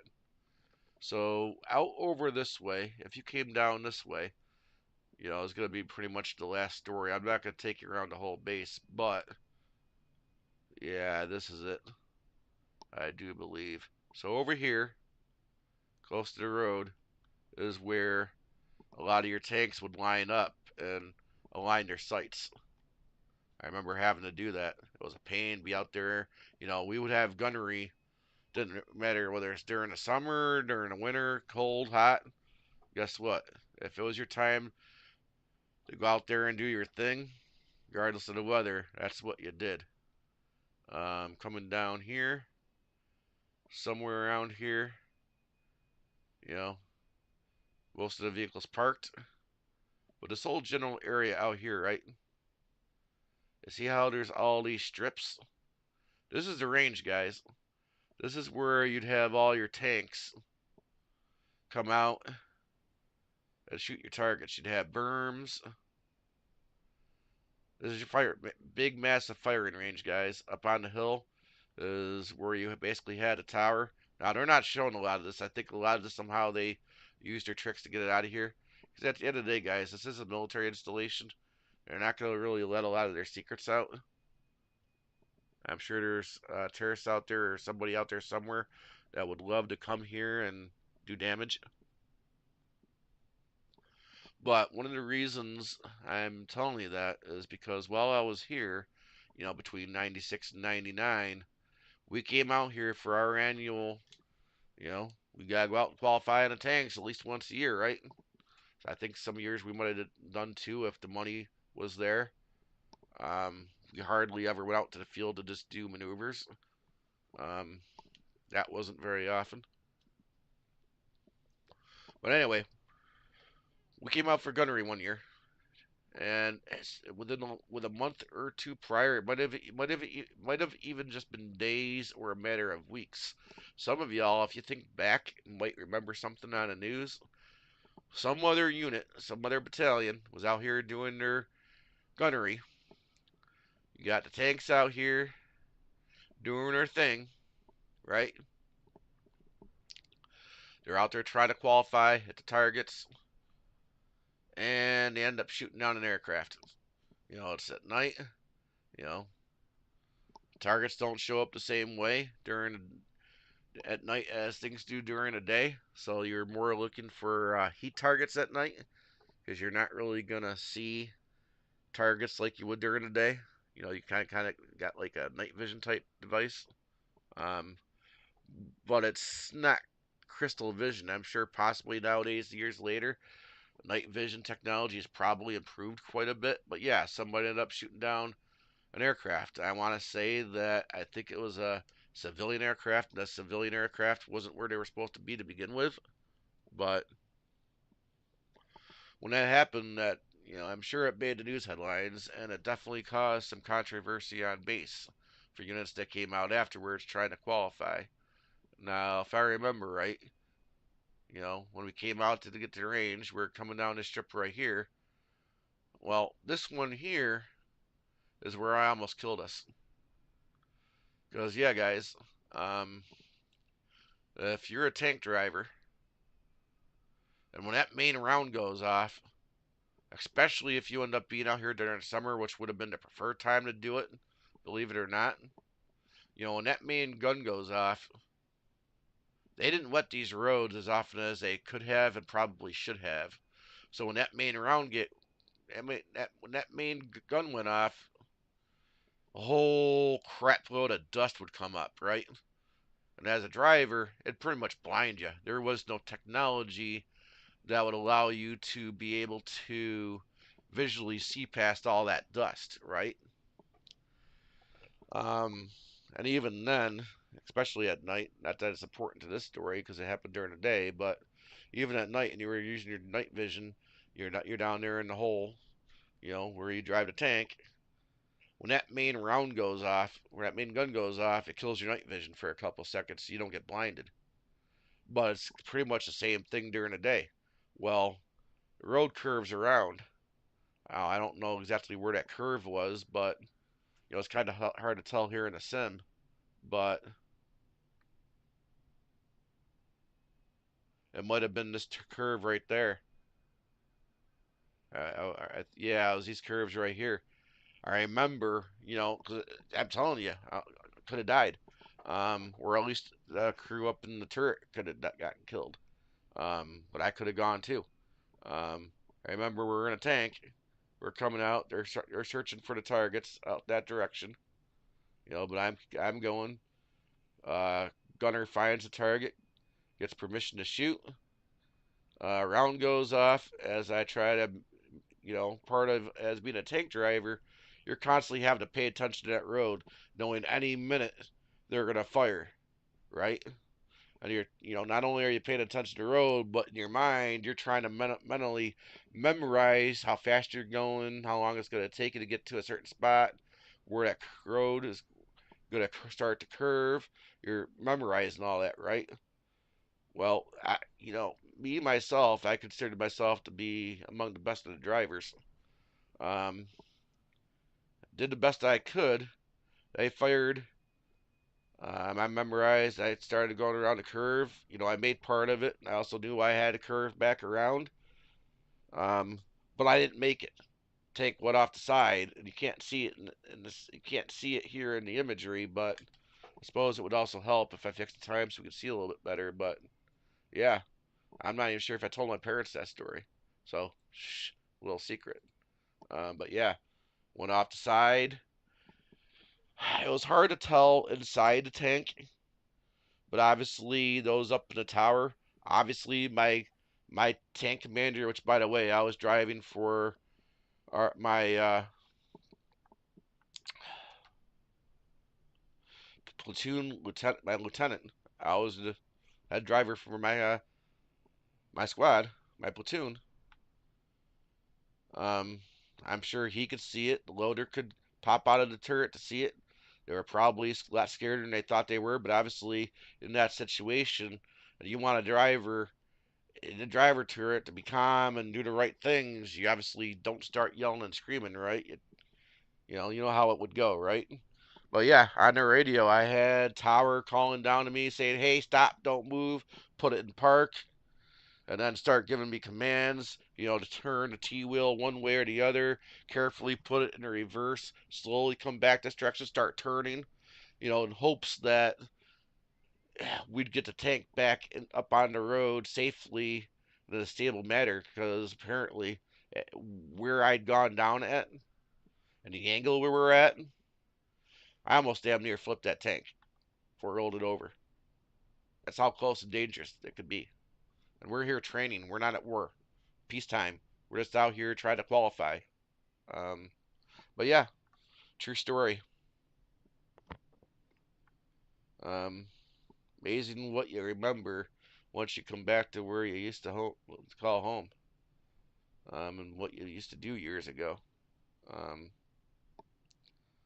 but in a nutshell, that is it. I mean, this is pretty much Fort Hood, and I've only showed you guys a very small portion of the base. I mean, yeah, there's more things I know, but by no means do I want to give away all the secrets where everything is. And also keep in mind, guys, what I showed you may not even be still in operation. They may have moved, consolidated. What I showed you might have even been abandoned. Because I mean, if in theory, if I think about it, you know, if they are putting buildings where it should have been buildings. If that range was still in use, there should have been a couple of buildings up on top of that hill, which would have been right up here. This was the motor pool when you were here. Now that I think about it, oh yeah, now I remember. Over here we would have had some, yeah, we would have had a main latrine. Now I don't think there was two buildings here years ago, but this one building over here is a small little building, kind of somewhat similar shaped. But this is where, after you got off the range, after you went through and did your thing, and I can't get that right, this is where you'd have your debriefing. This is where you got to hear your, you know, basically like a flight recorder. You know, when you were in that tank, they recorded all the audio. You know, your internal audio, so you'd be able to review all the call outs, what orders were given. You know, you review what targets you hit, which ones you missed. You discussed why you thought you missed this one target but got the other target. Um, Technically, years ago, up here, there should have been another building over here. But I suppose throughout the years, well, like I already said, things change. Um, but once you start getting over on this side of the post, this is all third. I think it was first Cav. Um,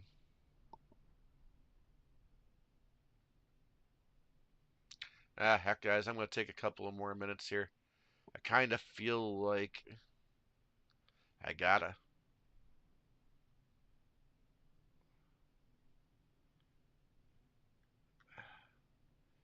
So, like I said, here's the V. Here's my old barracks. This main strip right here, where we every morning, Monday through Friday, the whole road would be shut down, and we'd be running up and down this road. Um,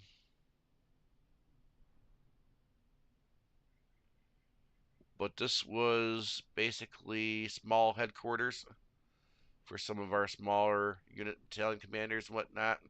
It was mostly, I'm not sure if I'm saying it right, but payroll was there. If I ever had a pay issue, that's where we went. Keep on coming up here. Somewhere around here there was a military museum. We probably already passed it, possibly.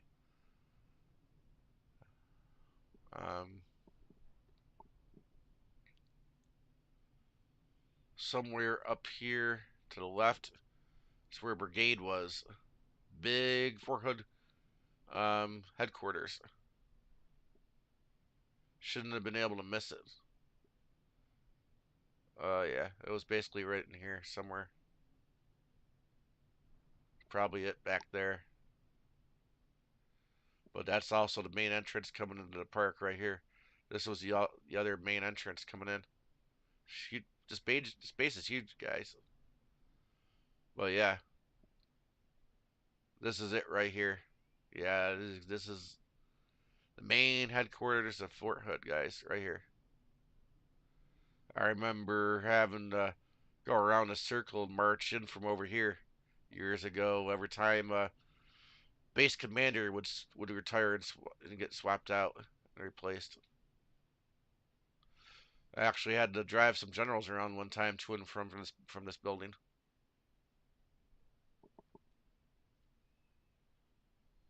But coming down here, eventually comes to an end. Thereabouts right here. I'm not sure what this road is, where it went. I don't think it's the road I ever took. But you make the left here. Keep going down. And here we go, guys. Pretty sure that's it right here. One of these two. It's probably this one. This right here was the main PX of the post. This one was more of a Walmart-ish. food oriented, maybe some clothing, more clothing oriented PX right here. You know, if you were single into the barracks and you were over on the side of the post I was in, you weren't walking to that one. But yeah, there's the main entrance. Across this road. And if we're careful, we're smart. Yep, here it is right here. Back to Killeen Fort Hood Airport. But since we're here and I'm suddenly remembering all these things, 1 second, guys. Kind of curious. Let's get back over here. Here we go. There's that one road. I wasn't sure where it went. This is the main strip. Going from one side to the other.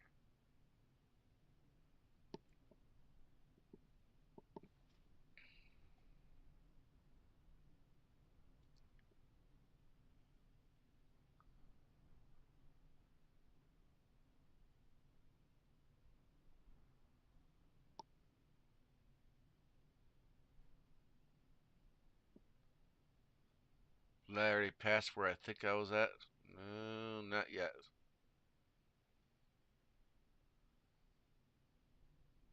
Here we go.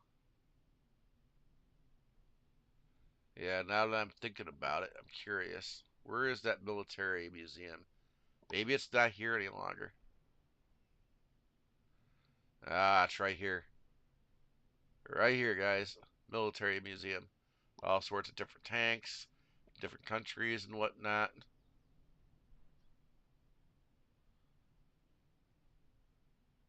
But something else kind of curious. Yeah, here we go. Like I said, bowling alley, PX, and you can still kind of make it out. But let's see, can you still see it? Yeah, I think it's kind of changed too much. But this could be it. Yeah, I think it's changed too much, guys. But one of these buildings over here should have been Officers Club. But up and around here should have been a little golf course slash track. I don't really see too much remnants of what looks like a golf course anymore, guys. I guess to some extent that would have been kind of cool to see. So here we go.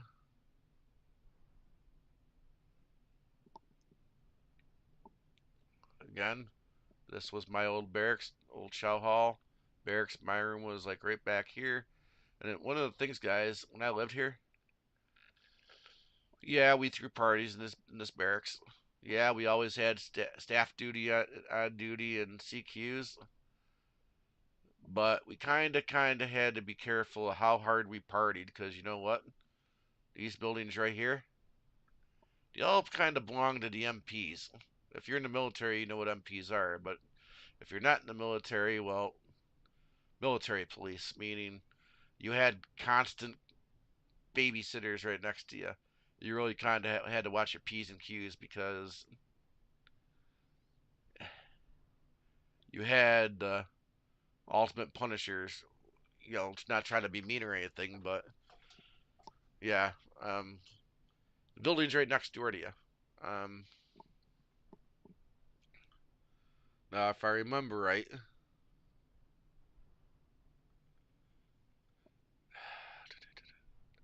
yeah, that's the main road right here I'm thinking about. If we would have made a left, should have taken us through housing. Eventually come out right around somewhere. No, you keep going. Yeah, I think we're going too far. I was hoping to see where I bought my first car. Oh well. That might not be the road I'm trying to think about.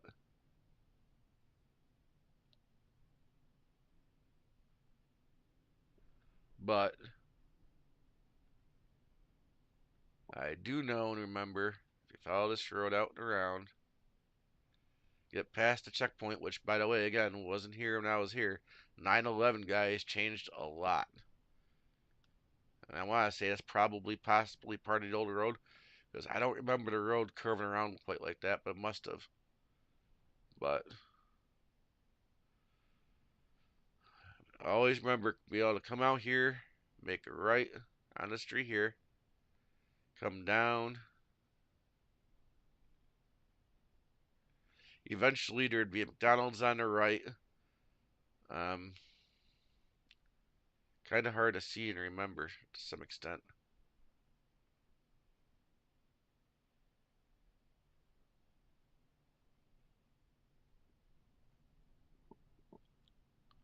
Actually, I think that was the McDonald's right here. This store over here, yeah, that's right. This one right here. This store right here. Yeah, it's a similar type of building, but for 50 cents, I think it was 25 cents a VHS. If you happen to have a DVD player later on, I think it was 50 cents a DVD. You can rent it. And that's what I would do on my Friday nights. I'd come here, get all kinds of movies. I'd make sure I hit up the Mickey D's, get dinner. But if you keep on coming up here, and I don't know how much this stuff is still possibly here at all, guys, but I do believe this was the mall. Big old parking lot, right?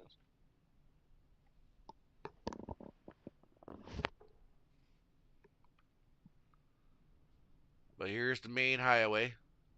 Now, things changed. That much I do know. This over here used to be the Walmart. From what I understand, this is no longer a Walmart. This is the Walmart now. They made a super Walmart. What they're doing with the old Walmart, I do not know. But over here, across from the highway on the right hand side of that road,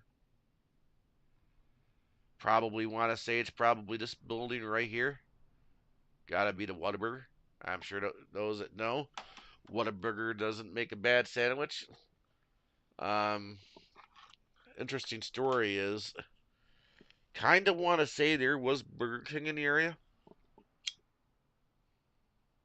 but seems like Whataburger and McDonald's kind of held things down. I think there was a Burger King somewhere nearby. I can't remember where it was, but it wasn't in a very convenient place, at least for me to go to, guys. That was unfortunate. So when I was living down here, you really couldn't get a Whopper. But who needs a Whopper when you got Whataburger right here? Um, Somewhere over around here, there was a shopping center. It looks like things might have changed, but it's also kind of hard to tell with some of the buildings they put in here. Um, but you had beneficial financial, but you also had, and this was part of the problem, guys. I'm sure it's probably the same off a lot of your military installations, but there was also, to say the least, unfortunately, a few businesses off post to try to trap military people into, entice them with deals and financing, and, well, unfortunately, needless to say, well, their whole actual goal was to actually, in fact, rip them off. That's unfortunate. I'll be honest, I got kind of caught into it. Luckily, I smartened up. I saved up some of my money. I kept track of what I owed. I walked in there one day with them hoping and expecting I wasn't going to be able to come up with the money. Paid them off in one shot. Man, they begged me and begged me not to pay it off. Man, they were upset. After I paid it off, they're like, "Oh, hey, Chris, did you see we got this, and that?" I'm like, that's nice. No, thank you. Yeah, now I think about it, I think this is the other main strip right here. I was looking for. Um, I want to say this right here, or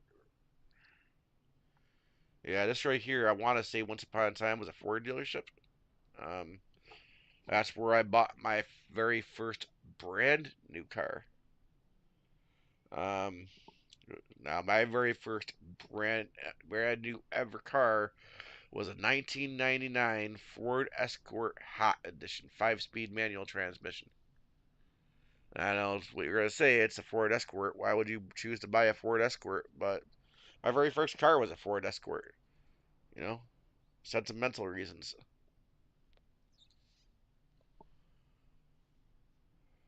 But I unfortunately didn't keep the car very long. You know, I bought it right before I got out, got home first winter. That car was so light that it was a really dangerous kind of car to drive in the winter. Definitely risking trashing it, getting into ditches, hitting other people. It's just too dangerous to drive. It's too light. Man, things have changed. Let me keep on going down and see if I can figure something out here. But this strip right here was full of pawn stores, a few strip clubs, other random different clubs. You name it, entertainment is key. Um, Looking for something specific, see if I can remember just where it's at.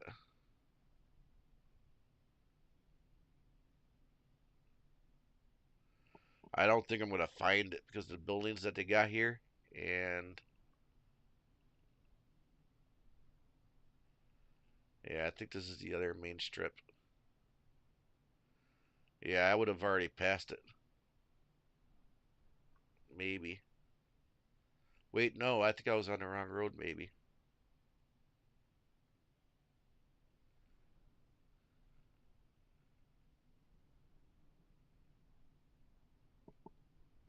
Am I at where I think I am?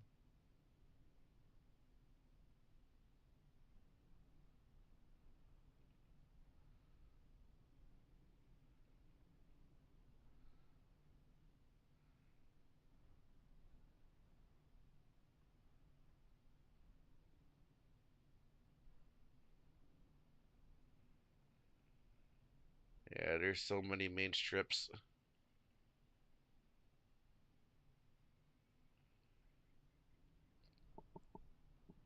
I should have known I probably wasn't going to really recognize the one place. Maybe if I had actual satellite imagery. But actually, I think this might have been it right here. Yeah.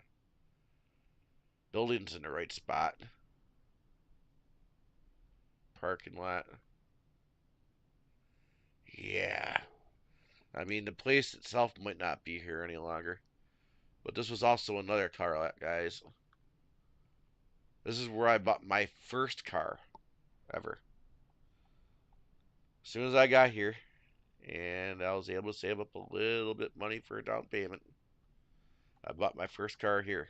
First ever car I purchased was a 19, I think it was a 93, 92, 93 Chevy Corsica, color blue. Traded that thing in when I bought that Ford Escort Hot Edition. For some reason, ZX2 kind of comes to mind, but it took me a second to find it. But yeah, this was the car lot right here. Come down this way. Eventually, yeah, there's a gate. See it right there. No longer drive on and off post. But I would have made a left somewhere else before I got to that point there, because I'd end up coming down around here and eventually catching over work a lot closer to where I lived, which would have been right around over here. Yeah, there we go. But that's enough reminiscing, guys. I've kept you guys here long enough, a lot longer than I need to. I really do kind of thank you for taking time to watch. Maybe found some of this interesting. Maybe once upon a time, like yourself. Um, Maybe you were here as well years ago. Kind of neat to be able to come into this sim and see it and reminisce a little bit.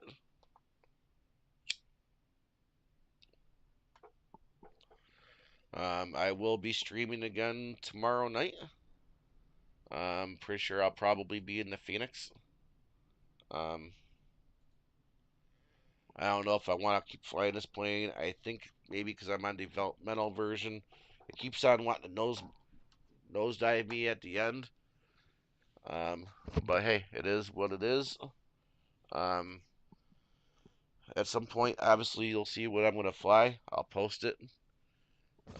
If you liked what you saw, please do remember to subscribe and give it a thumbs up and ding that bell. I'll catch you later.